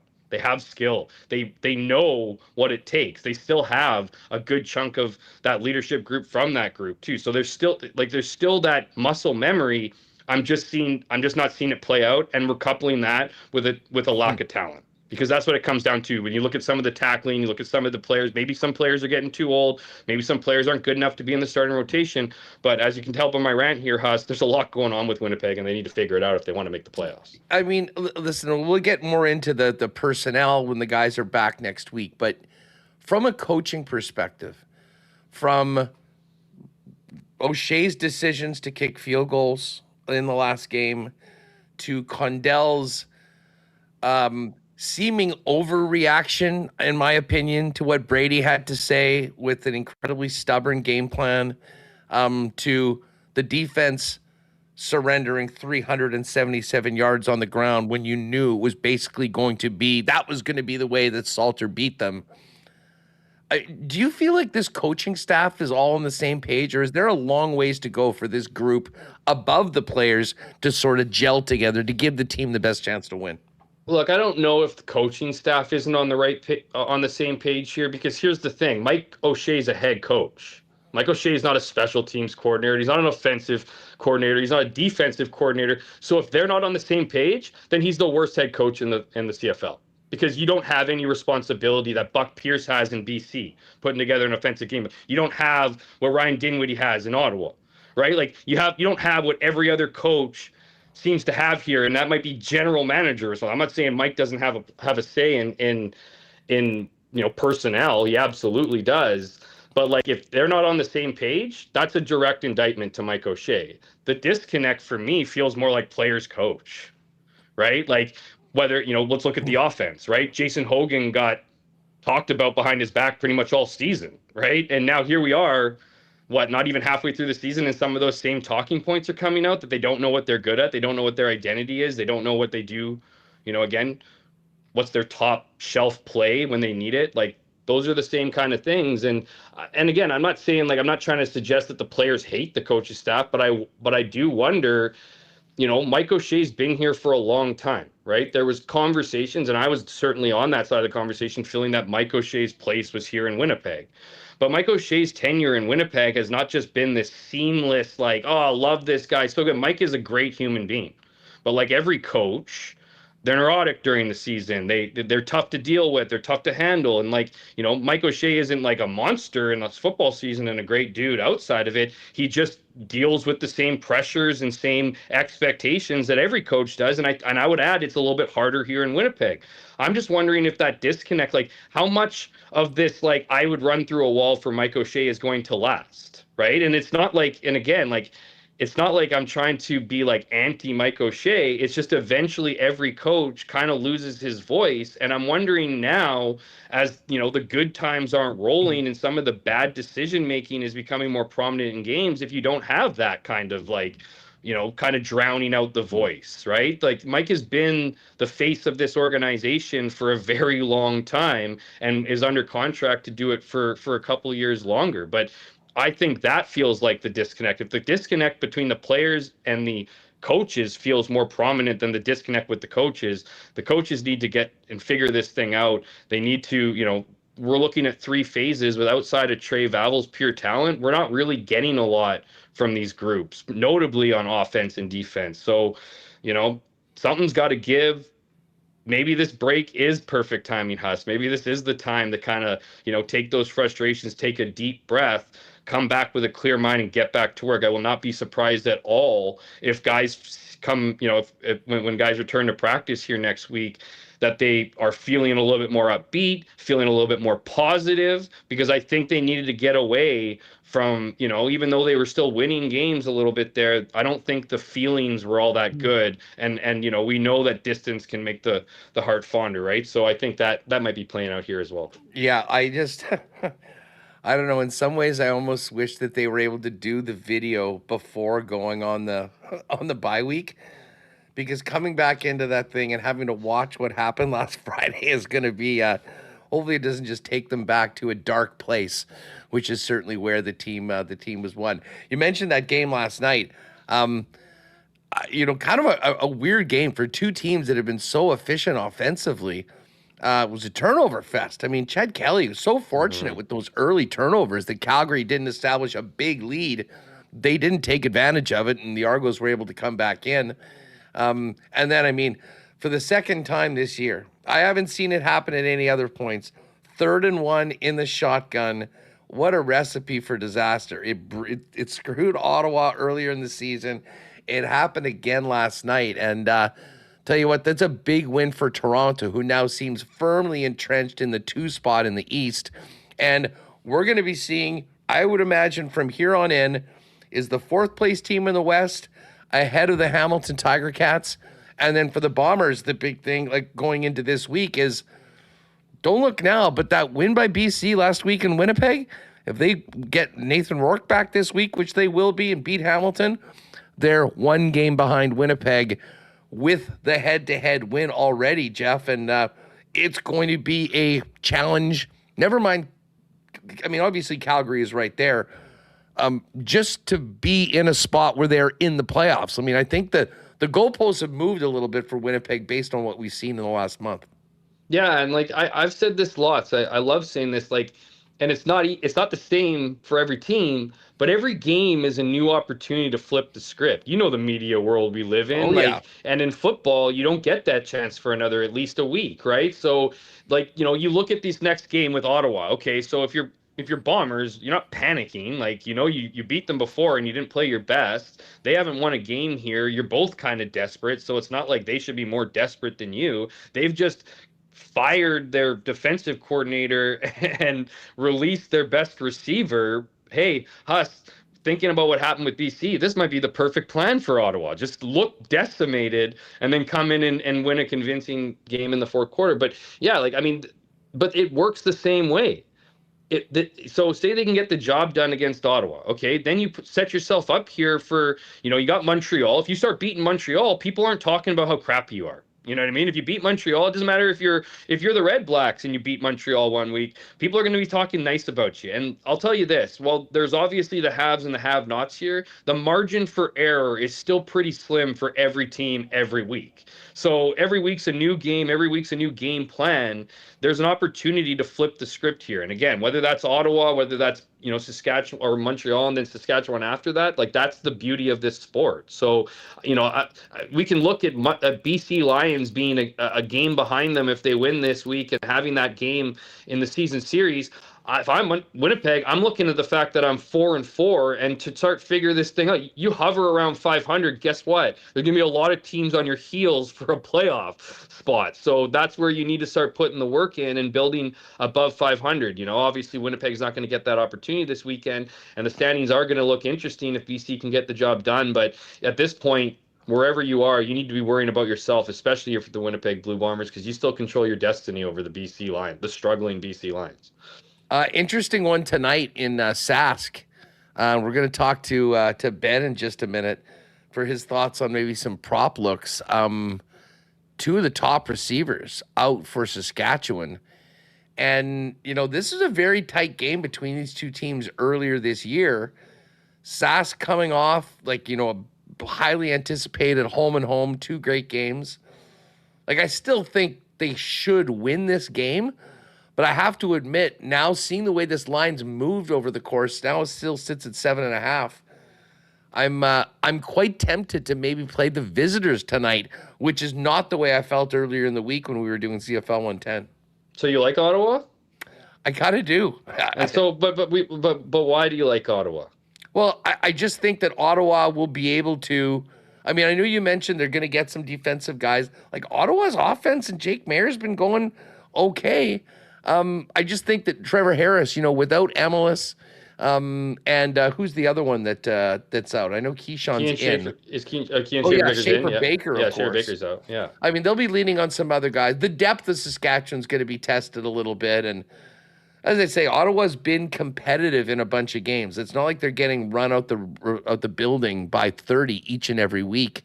No, and last week they were awful. They're going to be a really desperate team. And I do wonder, where Saskatchewan, how up they'll be for this one as opposed to those last couple. So should be good. And then, of course, tomorrow, the game I'm really looking forward to is that Edmonton-Montreal team. Yeah, so I'll just quickly revisit what we said on CFL 110. This is a team that despite winning the Grey Cup last year, still has something to prove to the rest of the league, right? For some reason, Montreal is the team in the CFL. The Riders know it. Not saying they know that Montreal, they know that people are talking to them as not being one of the best teams in the league and yada, yada. And the fact is they won the championship last year. I mentioned this before. It's not you show up the next season with this bloated idea that you're going to go back to back and everything's going to be peachy. You, in fact, know exactly what it takes to win a championship. And losing to the team that hasn't won a game yet this year would absolutely rock that narrative. And for that very reason, if I'm, if I'm the Saskatchewan Roughriders, I'm taking it personally that the Red Blacks think they're going to come into my house and win a game against the reigning Grey Cup champs. And for that reason, I know the points, obviously 6.5 would look a hell of a lot better than 7.5. We all know this game and how backdoor covers can occur. I just think this one's going to be personal for the Riders, and that's why I have them on there. But to your point about this, the next game, I mean, Montreal and Edmonton, like, what a beauty, right? There's some revenge here for Montreal. They lost to Edmonton earlier in the season. So this is this is going to be two teams playing some of their best football, obviously, and it's going to be another one of those, feels like another one of those Riders Elks games, right? Those are the three teams, in my opinion, that make up tier one. Those are the three teams that I think everyone should be looking at right now, and the rest of the pack are chasing them. So should be another good slate of games. I certainly I thought yesterday's game was a real interesting one, an enjoyable one. I was going the under, Huss. You kept on, as soon as you were talking about over, I felt like the gods were playing there. Once it got to 69.5, I mean, it's kind of hard not to just look at that. I tell you, we're going to ask Ben. I believe that's an all-time record for a CFL game. It has to be. I can't imagine we've ever had a 70 hung up, even though those teams put up 94 the last times. And I mean, Calgary, what a confounding team. I mean, if you just watch Calgary at times this year, you would think that they are right there with the best teams in the league. And then you look at the standings and they've somehow lost 5 games. But okay, Haas, I need to say one thing before you let Ben in here. I'll get the hell out of here. The time clock in the CFL is still driving me insane. Like, am I wrong when they said it was going to be a continuous 35-second clock? Like, I felt yesterday's game was almost a bit of a course correction, not in the sense of like, the clock, the 35-second clock starting way late. It would start way late. It seemed like closer to the 3-minute warning, or it would start like, because like, there were times yesterday where 10 seconds were going off the clock and then the 35-second clock was starting. So, like, there's just something, I know, I don't even want your answer to this. I just want an opportunity to use your platform to just vent a little bit, because, like, that clock is just so off, and it feels like it could be way quicker, or it could be, like, anyways, I keep an eye on it. Take a look at it. Watch. I know if we're setting the ball again, it's not a continuous 35-second clock. It needs to go right away. Like, the thing I do appreciate about it, teams still feel they just have 35 seconds. So I feel like they're rushing to the line, and we're seeing, more plays than you have Toronto who's just playing, up-tempo offense. But, like, look for me. I know I'm not going crazy. Fans out there, take a peek of it. I want to hear your thoughts about it on CFL 110 this week, because I will lock in. It's crazy. I will lock in tonight and tomorrow when I'm tuning into the games and pay closer attention to what is happening with that clock. And we'll see what Ben has to say. He's all over it. Hammer, have a great weekend. Can't wait to chop it up with you on Tuesday for CFL 110 and talk to you next week on the big show. Yeah, have a pleasure, my friend. Everybody have a safe weekend. Enjoy the games, and we'll chop them up next week. Right on. There's Jeff Hamilton at Jeff K. Hamilton, CFL 110 Tuesday mornings right here on Winnipeg Sports Talk. Yeah, Ben Kramer is going to jump on with us right away. Hey, if you're thinking about getting out of the house tonight and tuning in for that Sask-Ottawa game, no better place to do it than gather your gang and head down to your local Boston Pizza Lounge. No better place to take in the big game, whether it's hockey during Jet season, CFL during Bomber season, than your local BP, ice cold schooners, world famous BP wings, gourmet pizzas, and the big game on all the big screens. We'll see you tonight at BP. And hey, if you are staying at home or taking a little chill tonight, you can always get the great taste of Boston Pizza hot and fresh to your door by ordering online at bostonpizza.com. Big weekend coming up at Royal Sports.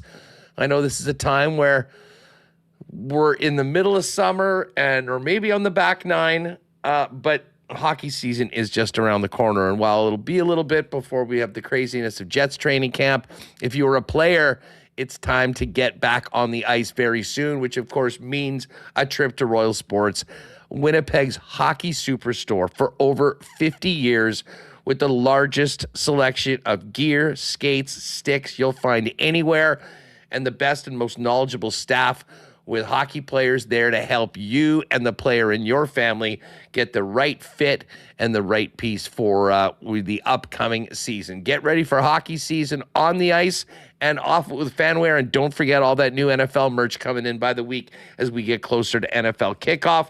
Royal Sports, 750 Pembina Highway, Follow them on Instagram at Royal Sports Winnipeg for the latest merchandise drops and sale information. We spent some time earlier talking about this incredible run of the Winnipeg Goldeyes, who've now won 12 in a row. Kind of unfortunate they had to get out of town today. They're in Lincoln this weekend playing the last place Salt Dogs, 3 wins away from tying the American Association record. Now, let's hope the boys can keep it rolling through the weekend.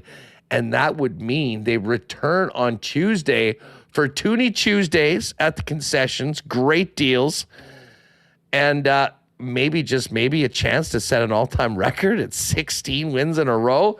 Got to take care of business first tonight out in Lincoln, but a full 6-game homestand starting on Tuesday down at Blue Cross Park. Get your tickets, goldeyes.com/tickets, and get out there and cheer on the hottest team in minor pro baseball. And of course, the Assiniboia Downs is back as well next week, Tuesday and Wednesday, 7:30 post time, free admission, free parking.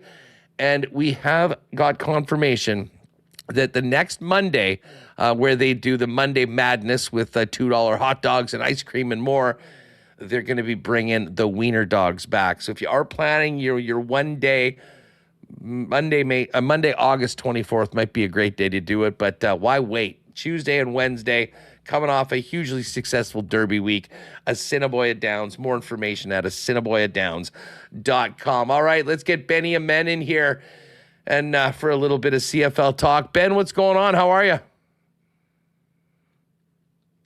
Hold on a sec. We just got to get you unmuted there. Yeah, no problem. You followed the game as close as anybody I know. What did you think of Hammer's take about the clock there just before you came in? Last night seemed bad. He's not the first person I've seen this morning complaining about that one. And I'll give the league a little bit of an out and say maybe this was early game mistakes for the Toronto crew.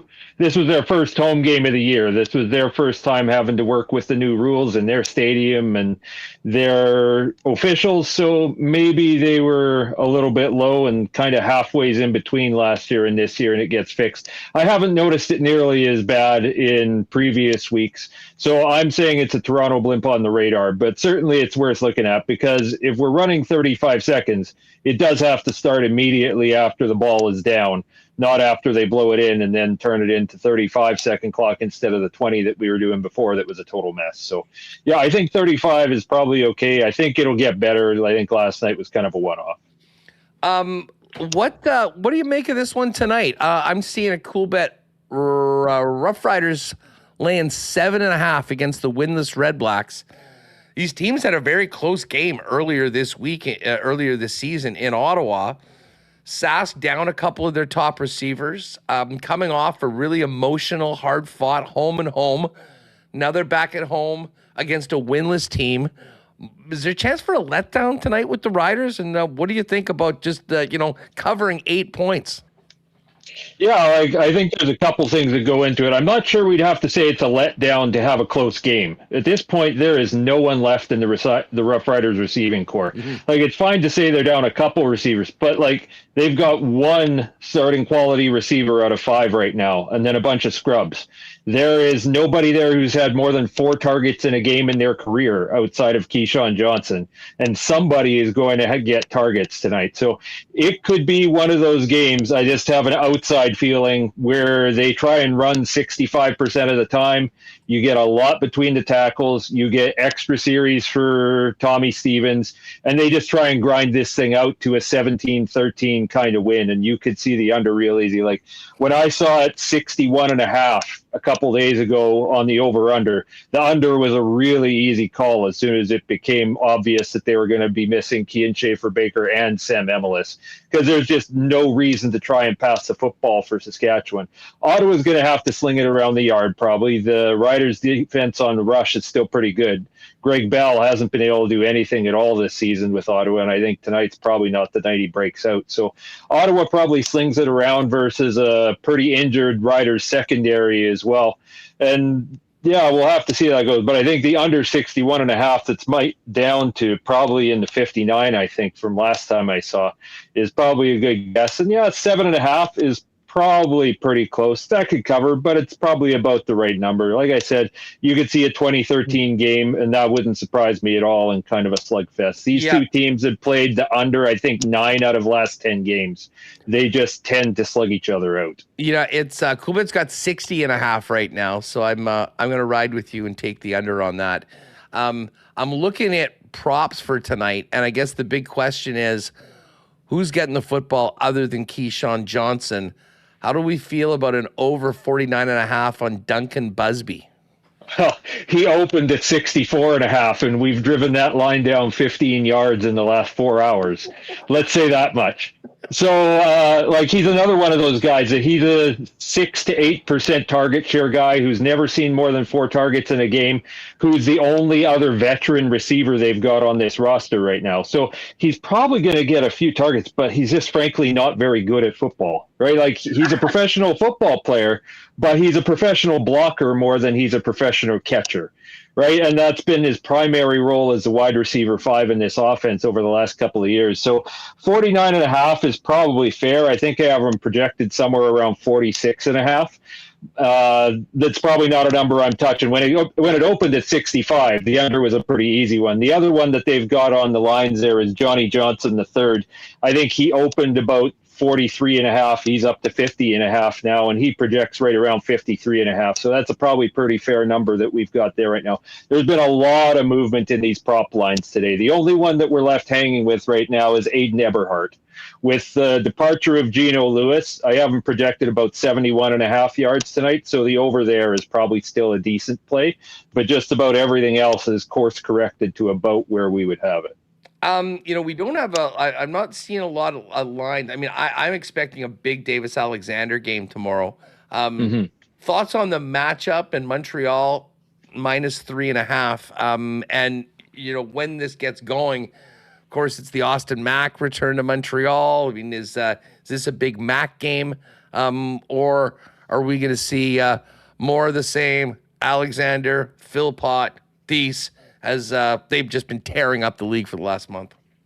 Yeah, I think Edmonton's probably going to struggle. Interestingly, there was a study that came out, first of its kind for the CFL, that looked at travel effects and sleep effects on traveling east to west in the league. And I think Edmonton having to travel east to Montreal this week and playing that game out of their own time zone, quite a few hours to the east, and trying to be able to pick up on the other end of that home and home series with Montreal from a couple weeks ago. I like Montreal quite a bit this week. I think that right now it's sitting at 3.5. It was up to 4.5 at one point. I think that 3.5 line for Montreal is probably pretty juicy. I think it could get closer to 5.5 in more realistic terms. Edmonton is a good team. They're a good defense, but traveling is hard. Beating a team twice in a row is hard. And especially when it's a team as good as Montreal, that probably had their pride hurt a little bit with that loss in Edmonton in a monsoon, and they didn't want to give that one away. So, yeah, I think Edmonton is probably going to have their hands full trying to just keep up with a Montreal offense. It's really going to put it on them. Any thoughts before we go on the return of Rourke and the first start for Harrison Frost in the Lions-Ticats game, which has a total of 56.5, and the Lions laying 7?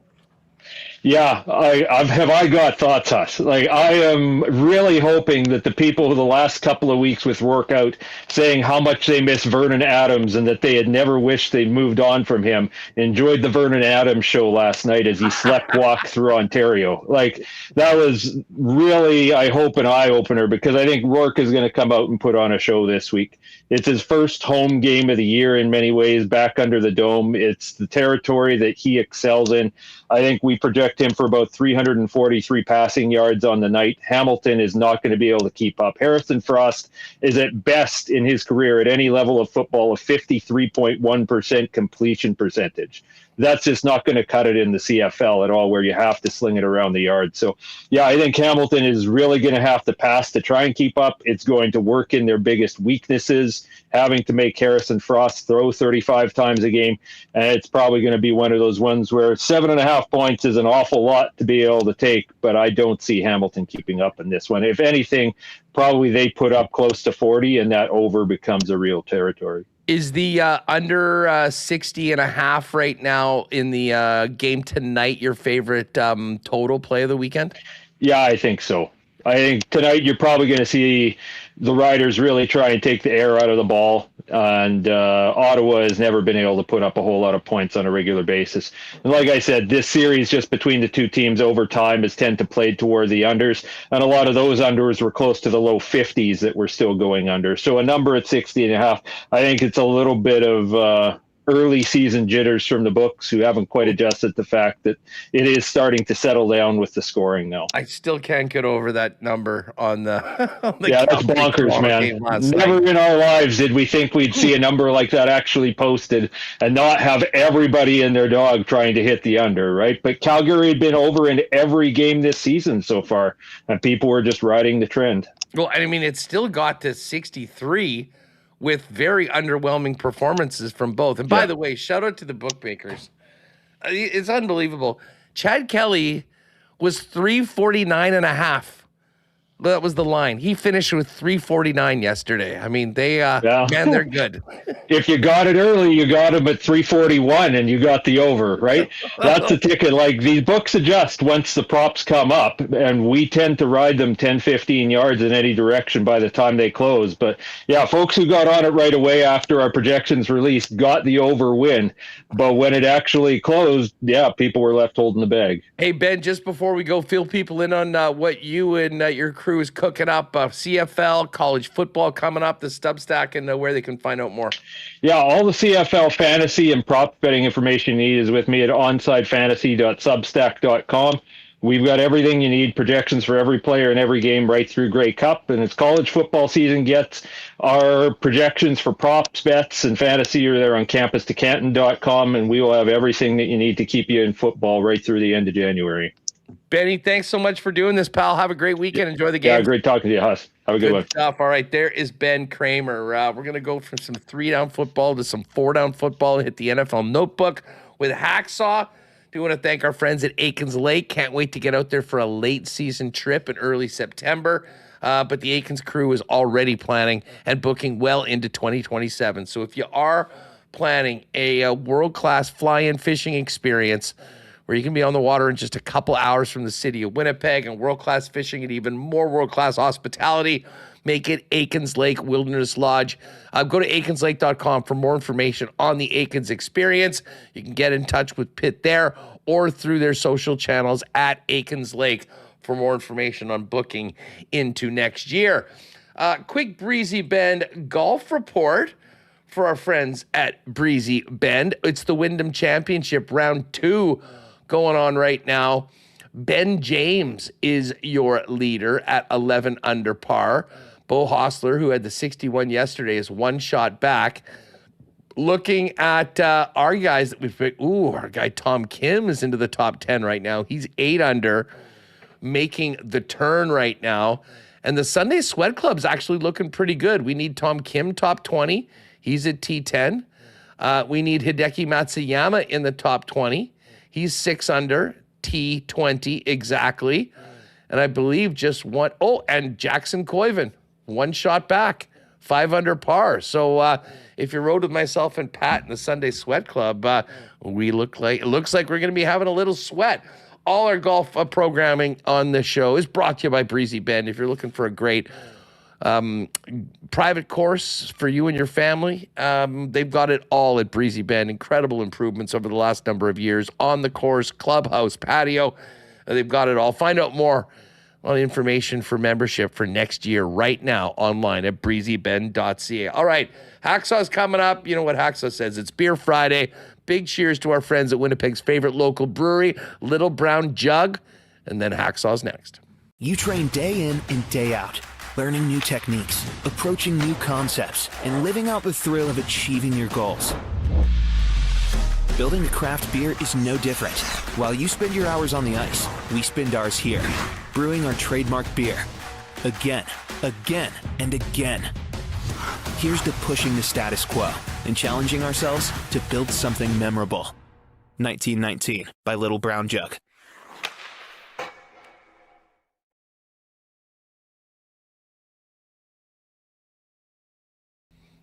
All right, the NFL preseason is officially open. We had the Hall of Fame game last night, which actually ended up being a thriller, 33-30 for a game that the total was 34.5. But that's just the start of the Hall of Fame festivities, and lots going on around the league. Let's welcome in Lee Hacksaw Hamilton. Saw, what's going on? How are you this fine Friday? Andrew, that was an interesting Hall of Fame game. We never see anything like that. It's usually 10-7 or 10-9 or 6-3 or whatever, but those two quarterbacks really put on a show. And, so I guess the first item has been run up on the flagpole. Who's the starting quarterback with the Arizona Cardinals? Because I'll tell you, Carson Beck, Miami and Georgia, he put on quite a passing show. And for a kid that seemed to throw a lot of interceptions in college football, boy, I thought he was tremendously impressive. And then Haynes King coming out of Georgia Tech, what a dazzling display he did in leading Carolina to come behind victory. So, hey, I'm ready for preseason football. Now, nobody plays this weekend. They'll be off for the Hall of Fame festivities. Everybody kicks into gear next Thursday, next Friday, next Saturday. Yeah, what a great debut for Beck. I think there was a lot of people that were interested. It seemed like some NFL scouts were pretty high on him. Others thought that he was not really worthy of the league, but 15 of 19 for 188, a touchdown, no picks. Pretty nice way to start his career after just being in camp for about a week. Just quickly, let's touch on the Hall of Fame festivities this week in the class of 2026, huh? So cool. These are the stars of our era, not yesteryear, etc. But for Drew Brees to go in, and I know him personally, he lives out here near me in San Diego, started his career with the Chargers, got badly hurt, went on a wing and a prayer to New Orleans, got linked up with Sean Payton, and the rest is history. Just to understand what he's accomplished and then understand his impact along with Sean Payton on the city of New Orleans. And we've long forgotten the horrors of Hurricane Katrina. And those two guys arrived simultaneously, not only to raise the Saints out of the depths of despair, but raise the city of New Orleans from the depths of the horrors of the floods of Katrina. He's a tremendous citizen. He's an unbelievable player. You talk about the intangibles of this guy. He's just a classic overachiever. When he was here as a Charger or the Chargers quarterback early on in the Marty Schottenheimer era, he was just a guy. He was just kind of babysitting until the team got better because the team had been awful. The 1-15 Ryan Leaf era. Well, he was the first quarterback in that had any credibility. And he was competitive and he grew on the job and he got benched a couple times and he got really hot and then he got really hurt. Last game he ever played before free agency, after the Chargers had drafted Phillip Rivers, he was going to leave. And he got badly hurt, which wiped out his free agent negotiation stance. And yet he turned around, he went to New Orleans, and now he's going to the Hall of Fame. 71 touchdown passes, over 80,300 yards passing. Just a spectacular individual. So I'm so pleased. I can't wait to hear his Hall of Fame induction statements on Saturday. Larry Fitzgerald's a hell of a player. The model of greatness at wide receiver is all encumbered by Jerry Rice and everything he did with the 49ers. This guy's not that far behind Jerry Rice, except this guy did not play on great teams. Larry Fitzgerald's kind of sentenced to life to play for the Arizona Cardinals. But that being said, 121 touchdowns, over 1,400 receptions over the course of his career. Everybody knew who he was, and they were going to defend him, and yet he still made all the plays over a brilliant career. Roger Craig, he was the first of what I would call the ultra back. We had never seen anything like this before. If Hustler, if I mention old-time running backs, you think Earl Campbell. Old-time running backs, you think Jimmy Brown. This guy was so diverse and so different for more than a decade. Over 13,000 all-purpose yards, run and catch for the 49ers. He was a hell of a player. So Roger Craig, he really deserves to get there. Luke Kuechly, unbelievable linebacker out of Boston College, only played 8 years, got out of the league because of concussions. Smart dude, over 1,000 tackles for a young, aspiring Carolina Panther football team. And I use the phrase, Hustler, everybody comes from somewhere. And this guy came from South Dakota State. Who? Adam Vinatieri. 599 career field goals. He was with New England for a whole bunch of time playing for Parcells, then went to Indianapolis and did it all over again. 599 field goals, not at a football power like LSU or Michigan, Ohio State, at South Dakota State. And to me, This is the most eclectic, fascinating group of guys going into Pro Football Hall of Fame in Canton. So I think the ceremonies on Saturday are really going to be fun to watch. Yeah, you know what? It's funny you say Ari. I mean, like, I kind of feel now this is the first time where the guys that are going into the Hall of Fame are players that I remember coming into the league and seeing their entire career. I mean, I remember being a kid, and Roger Craig obviously was part of those great Niner teams when I was young. But, I mean, a guy like Kuechly, I mean, I remember him coming in as a rookie, being just an absolute tackling machine. And to be honest, I'm so happy he got it when he did, because there were some of the scariest, you know, with knowing what we know about CTE, some of the scariest concussions, you know, were Kuechly. And listen, it sounds like he's had a great post-football active playing life, and certainly deserving of that jacket going on right now. I'm moving away from the Hall of Fame, Saw. I got to tell you, it's been an interesting business week in the National Football League.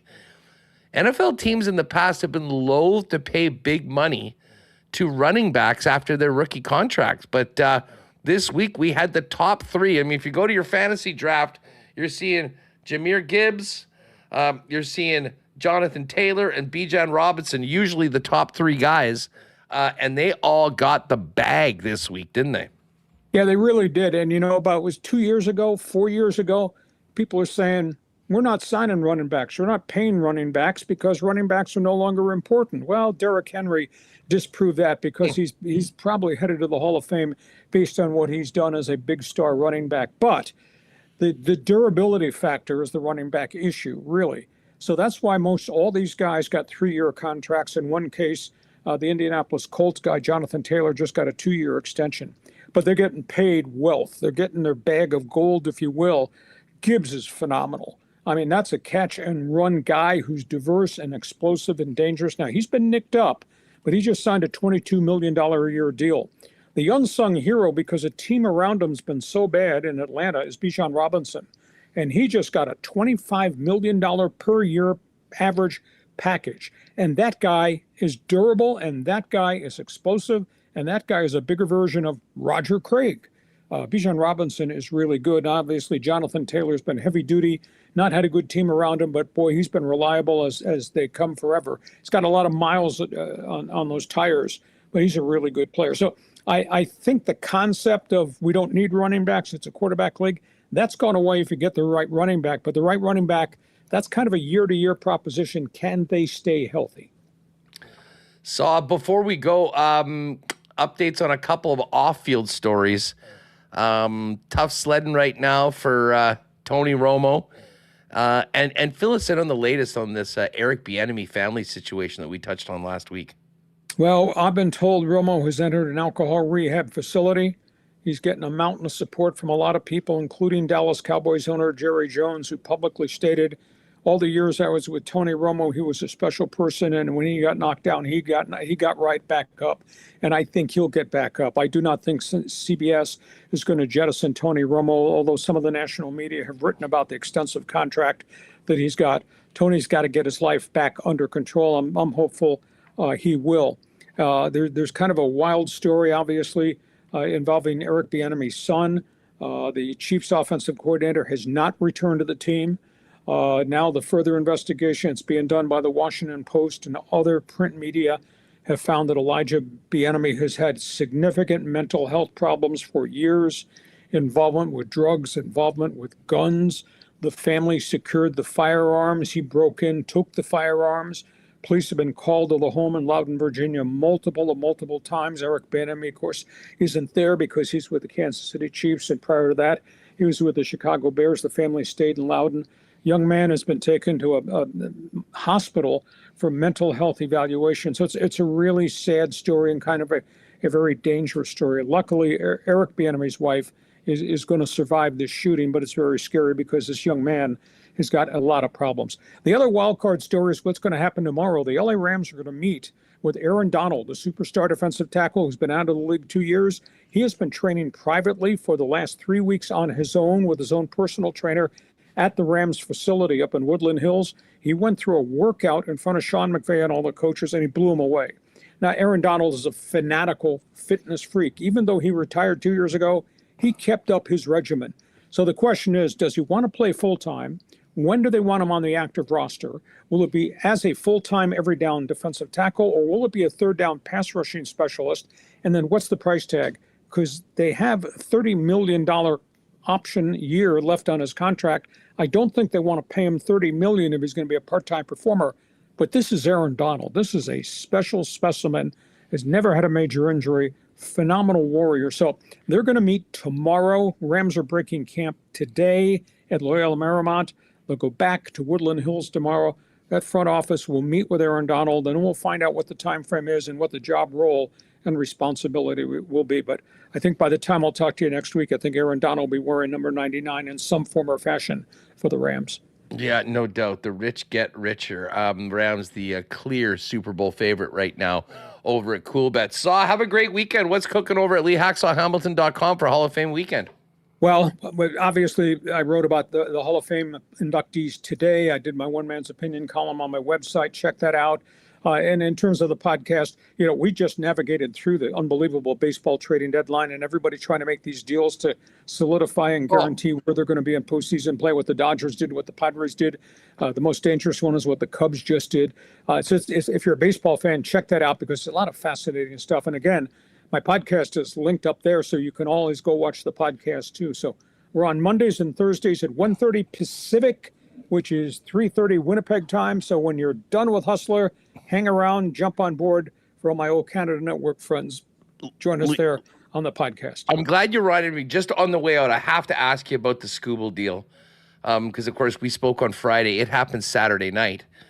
I mean, for the best pitcher in baseball to be acquired for that price, I think everyone was scratching their heads going, how did Milwaukee not do something better? How did Tampa not do better? But my question, Lee, is, and I mean, this is something I think that has fired up a bunch of conspiracy theories. Why in the world do the Detroit Tigers make that trade on Saturday night with a full day and a half before the deadline? Like, that's the thing that I can't wrap my head around. Like, as if they couldn't have waited out and maybe at least seen if there would have been a better offer. I don't understand what the rush was. Well, they had taken calls from a bunch of people. Then they made phone calls on the days leading up, and they felt this was the best we could get. I didn't think they got the right combo. The Dodgers are loaded. They did get some good young prospects, but they should have gotten a frontline pitcher. They should have gotten Emmett Sheehan in the Dodger rotation to be part of this transaction, and they did not. But here's the intangible. Scooble is going on the free agent market December 1st. Scooble is represented by you-know-who, Scott Boras. Scott Boras is not going to take mid-level money from anybody. It will be state-of-the-art money. Milwaukee does not spend state-of-the-art money. Tampa does not spend state-of-the-art money. The Yankees have got a lot of pitching, so they're not going to spend mega money on another impending free agent. That's why the Dodgers got him, because the Dodgers have a relationship. The Dodgers have a big checking account that they can write these checks from, and the Dodgers were tremendously deep in players at AAA and a load of people at AA. End of the day, Detroit was not going to fork over big money to Scott Boras or Scooble. I think the Boras factor really weighs into this equation. That being said, Scooble's a warrior. What's his record? 38-15 now in the last 2+ years. So, I mean, he is at the front end of a Dodger rotation, which is a little bit beat up right now, but we still got 50 games to go. We still got 5 weeks to go in the season. So the national media here in the States, Hustler, is going crazy. It's all about the evil empire. I'm not sure that's fair. The Dodgers are doing what the Dodgers do because the CBA allows it to be done. But the Boras factor, more than anything else, plus the depths in the Dodger organization, is the reason why his mail is being sent to L.A., not to Milwaukee, not to Tampa, not to somewhere else. Yeah, well, start the lockout right now. Lee, have a great weekend. We'll talk to you next week. 1919 to you guys. Talk to you next week. Thanks, Huss. Right on. There is Lee Hacksaw Hamilton coming up right to the top of the hour. Remo, we're in pretty good timing today with a packed show. Let's get to the Coolbet lines before we fire up a little bit of marbles action for a Friday afternoon. Last call for marbles, ! Marbles in the chat. We'll get to that in just a moment. What do we got here today? We've got the, let's start off with baseball. Blue Jays are back in action after that quick makeup game yesterday against the Cubs. And the Jays are plus 178 dogs in Philadelphia against the Phillies. Heartbreaking loss yesterday. Louis Varland giving up that 2-run shot with 2 outs in the 9th, and then the team losing in extra innings. Tonight, it is Jose Soriano pitching for the newly acquired for the Blue Jays against Zach Wheeler. They do have a nice little super boost on the Jays, I do believe. Just going to pull this up. The Friday night, Soriano over 3.5 pitching strikeouts. And Tommy Stevens to get a touchdown, which he seems to do multiple times every time the Riders play. The super boost is from 106 to plus 160. Blue Jays boost tonight, Nathan Lucas to get a hit and Ernie Clement to get a hit. That's boosted up to 2-1. Latest in the CFL, and I know we just touched on this with Ben. The Riders are 7.5-point favorites at Coolbet against the Ottawa Redblacks. I loved his suggestion of the under 60.5. I'm jumping on that. I think I'm actually going to play Ottawa plus 7.5 tonight. Tomorrow, it's Montreal minus 3.5 against the Edmonton Elks. Do like Montreal. I have to admit, I think BC's looking pretty good at 7 with Harrison Frost making his first start. Lots going on. We got ATP Montreal, WTA Toronto right now, UFC. And here, you know what? Big Maple, the great guy he is, did send me a few picks for the UFC. Here's the chalk one. You want this one. Mateusz Gamrot to win. Plus 113. Alexia Theanara minus 270. And Ty Miller minus 360. You put those three together, it's plus 273. Big Maple's been firing some winners at us lately, so jump on that. And you know what? If you want, give him a call, give him a follow as well if you're into UFC and MMA at Big Maple Bets MMA. What else do we have here? We got Canada versus Mexico in the under 20 CONCACAF Championship. Canada's a big underdog, plus 600. Mexico minus 250. Draw plus 350 as well. And we'll be sweating out the golf today, but you can get over to Coolbet after the round today. They'll have matchups for round 3 and round 4. And again, we're pulling for Tom Kim, Hideki Matsuyama, Jackson Koiven, all top 20 for the Sunday Sweat Club. It's all there waiting for you at Coolbet. And don't forget, weekly, we got the free CFL Pick'em. All you need is an account. Jump in there, make your picks each week. And we're all chasing the leader right now. I believe it's Skins who's leading the way for the trip to the Grey Cup, courtesy of Coolbet. All right. Remis, fun show today, but it's not the weekend until it's marbles time on WST. Yeah, it's Friday. Feels like this work week has gone by pretty quickly. I guess that's what happens when you're off Monday for the long weekend. But summer, it's still here, but it seems to be passing us by as we approach hockey training camp. I've gone through the tracks. I've got one ready to go, but first, as we do have to hit the music. You know it. Let's get a little Tristan Rivers music in our lives to tee up marbles on a Friday afternoon on WST. It's Friday, another week of work's gone by. You deserve to treat yourself, maybe an ice cream cake or a bottle of rye. Phone the whole day in so that you can't deny.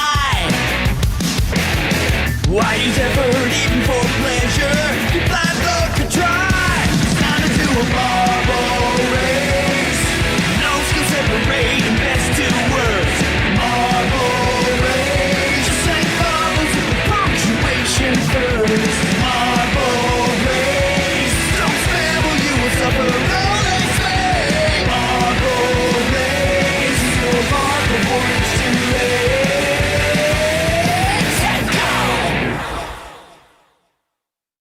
right, Remo, while you get it ready to go, I should mention a report coming out. And I'll admit, I hadn't mentioned this on the show because obviously, you hear scuttlebutt. Some things happen, some things don't. But the rumors are getting louder and now being reported by Jonas Siegel, who is the guy when it comes to sports media in Canada, about our good friend and very popular WST guest, Kevin Sawyer. This is the tweet. By the way, make Kevin Sawyer a person of interest, hockey fans. I'm told he is your Kelly Rudy replacement on Rogers Saturday Night Hockey, formerly with TSN on the NHL Jets beat. So now, again, that's a report. I mean, there's been nothing official yet, but I believe we touched on this a couple days ago. Kelly Rudy did put out a very, very nice video just announcing that his contract was not renewed by Rogers and he would not be back on the hockey broadcast this year. And I think he said 22 years working in broadcasting after a great career as a goaltender with the Islanders and with the Kings. And certainly Kevin Sawyer, I mean, has come a long way. I mean, consistently, I thought improved. Great guy to talk to, guy that takes his gig very, very seriously. And he is, of course, from BC. I think if this does happen, which it certainly sounds like it will, he'll be closer to the family out in BC. And I think, in all likelihood, I mean, what Kelly did, I believe, is a lot of Calgary games as well. So that's a big loss for TSN and the Jets broadcasts.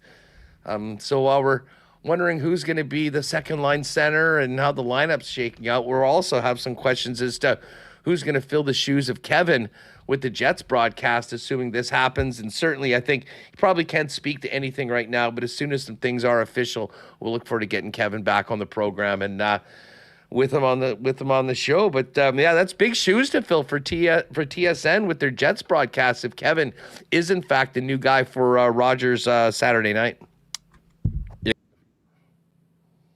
First off, congrats to Kelly Rudy. 28 years officially. 28. Wow. Started in 90. Kelly. But I'll tell you, I remember like one of his first series that he did was the Jets Red Wings first round series in 1996. He was still playing, and you know how they like bring in guys now. He was one of those guys, and you go watch the videos, not as polished as he is now back then, although he did have a lot more hair.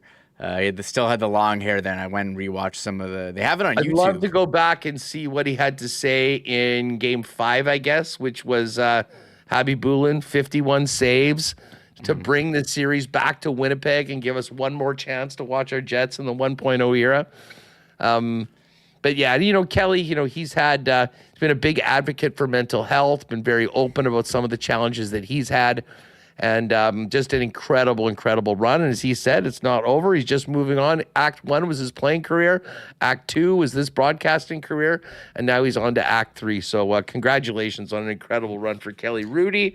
And as disappointed as I will be not to have Kev around and following the Jets on a daily basis, assuming that all this comes to fruition, we will certainly miss him, but wish him very well in sort of moving up and grabbing a prominent role for some of the national games on Rogers on Saturday night.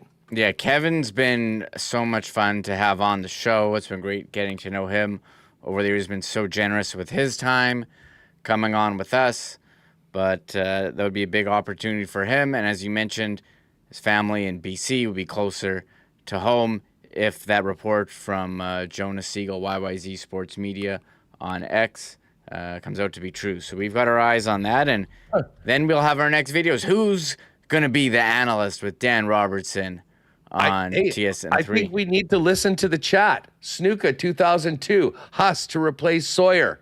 MC Stormy, get in there, Huss.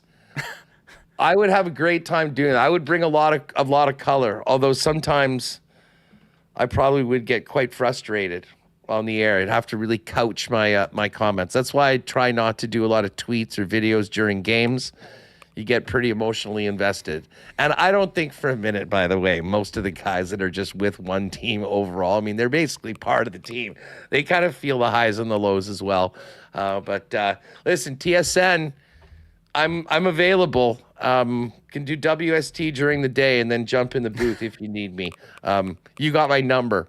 Well, maybe you don't anymore. Maybe you lost it when you gassed all of us in 2021 when the station shut down. But you can send an email to WST. All right, let's get going on with the marbles, my man. Big wins last night for the Goldeyes, for the Sea Bears. Let's see who has a big win today in the WST marble race. Where are we going? It's ready to go. And before I start, I should give a shout out to Brent Fitz, former guest of the show, who had a street named after him today. I saw that. In St. James. He's in the city doing a speech. Pretty awesome. A local legend, Brent Fitz, getting honorary Brent Fitz Way named after him in St. James. You know what? If I did move in, I could follow in the footsteps of my good friend Gary Lawless. Who would have thought Lawman would have ended up becoming a fun and very entertaining color guy for Dan Duva? It's different paths to these spots. You know, maybe it's a different route. All right, what's this one called? Amazing, cloudy, boom.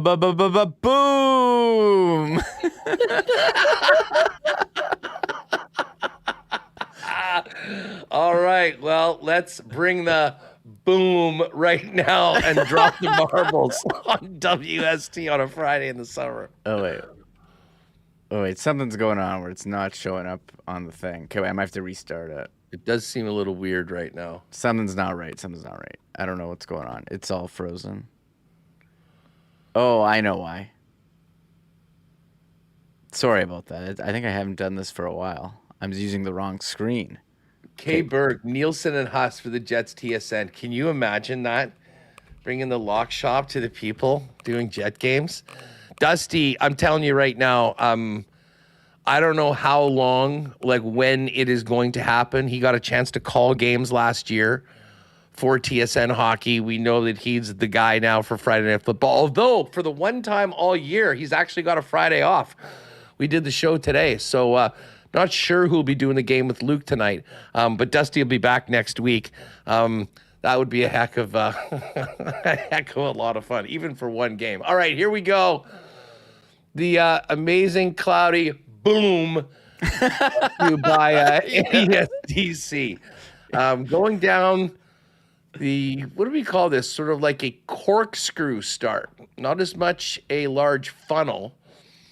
Everything's rotating through this thing that looks like some sort of a muffler. And who's going to get down into this the first two with the lead? We will see in just a moment. What do we got here? And this one's got a good finish, too. They get shot out into the clouds, so stay tuned for that. Nicely done. Here's Jerry Beluda with the lead. Oh, and look at me. I'm in second, or at least I was until I just got caught up there. There's Cowboy. I'm not getting too excited after what happened to me. Was it 2 weeks ago? Getting bounced just as I was about to get second place with my greatest finish ever. All right, everybody into the orb right now. It seems to be everybody's. Oh, geez, we're for Tanny. What's going on, Todd? We got a few. We got more than a few marbles getting top roped. Who do we got here? Gary Labossier's in there. I see VR Montenegro. The Derminator's right in the mix as well. Shout out to Derminator and the gang at Chud's Power Sports.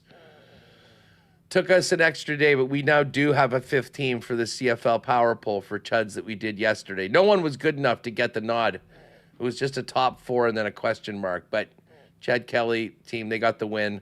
They get the 5 spot. Johnny, Wink City Bender, Lulu, and VR Montenegro at the top. Oh, look at Amanda as well in the mix right now. We'll never hear the end of it if she takes this one down, but it's happened 3 times before. I guess Tyson got his 4th last week. She's got to get back to the top of the leaderboard. But it's Johnny Win City Bender, Wicked John right now, Lulu, VR Montenegro, Isha Boy Bruce with a great transition. He is into second place ahead of Lulu right now. So here it comes. I got to go into this thing. Who's going first in, getting shot in. It's Johnny Win City Bender in first. Isha Boy Bruce. Lulu. Dallas B. The Murder Birds, 5th. Ryan Dry, 6th. Gary Labossiere. Corey Haika. The Gitch with a top 10 performance. Sean Lishka, nicely done. And B. Henderson is the top 10 for today's race. Nicely done, everybody. I see the ESTers pulling for VR. There's my guy, baptized Big Uke. What's going on, Uke? Baptized Big Uke. Looks like Remo hit the no EST button. Yeah, and Schickster, the only time Huss can say he was leading the race. Yeah, pretty much. Pretty much. Good stuff. There's Johnny Wink City Bender, 66-44. Let's get back to the full list so we can let everyone know where they finished. Did seem like a lot of people got top roped. I don't know whether I did. I had a nice little start there. Let's hit the results, Remo. After our top 10, we got Doug. There's Pretty and Pionk. Ken Hotz. What's up, Ken? How are you? There's the SMA, Wicked John, Michelle Street, VR Montenegro, Minnow. What's up, Jaden? Have a good weekend, buddy. There's Paul Coffey, Ralph, Phyllis, T. Will, Derek McGorn. There's Tristan Rivers. What happened to me? Dr. Terry and the Derminator. 2 of our great sponsors back to back. How about that? There's Bozeman. Hustler on Matt, 66th. Good start. Terrible finish for yours truly. And I didn't even beat Shorn. There's Mr. V-Dub, Frosty, WST Maddie, and Derek. We're seeing Holy Smoly. There's Jet Oil Tom. What's up, Tom? Al Broderick and Schickster. Wayne Bretsky. There's Royal Sports Greg. What's up, Greg? And Cruiser, the final marble successfully into the bin. And here's your list of people that did not get to the finish line in today's marble race. Good show. Short week, Remo. It did fly by. I can't believe we're already on Friday, but here we are, and I'll take it.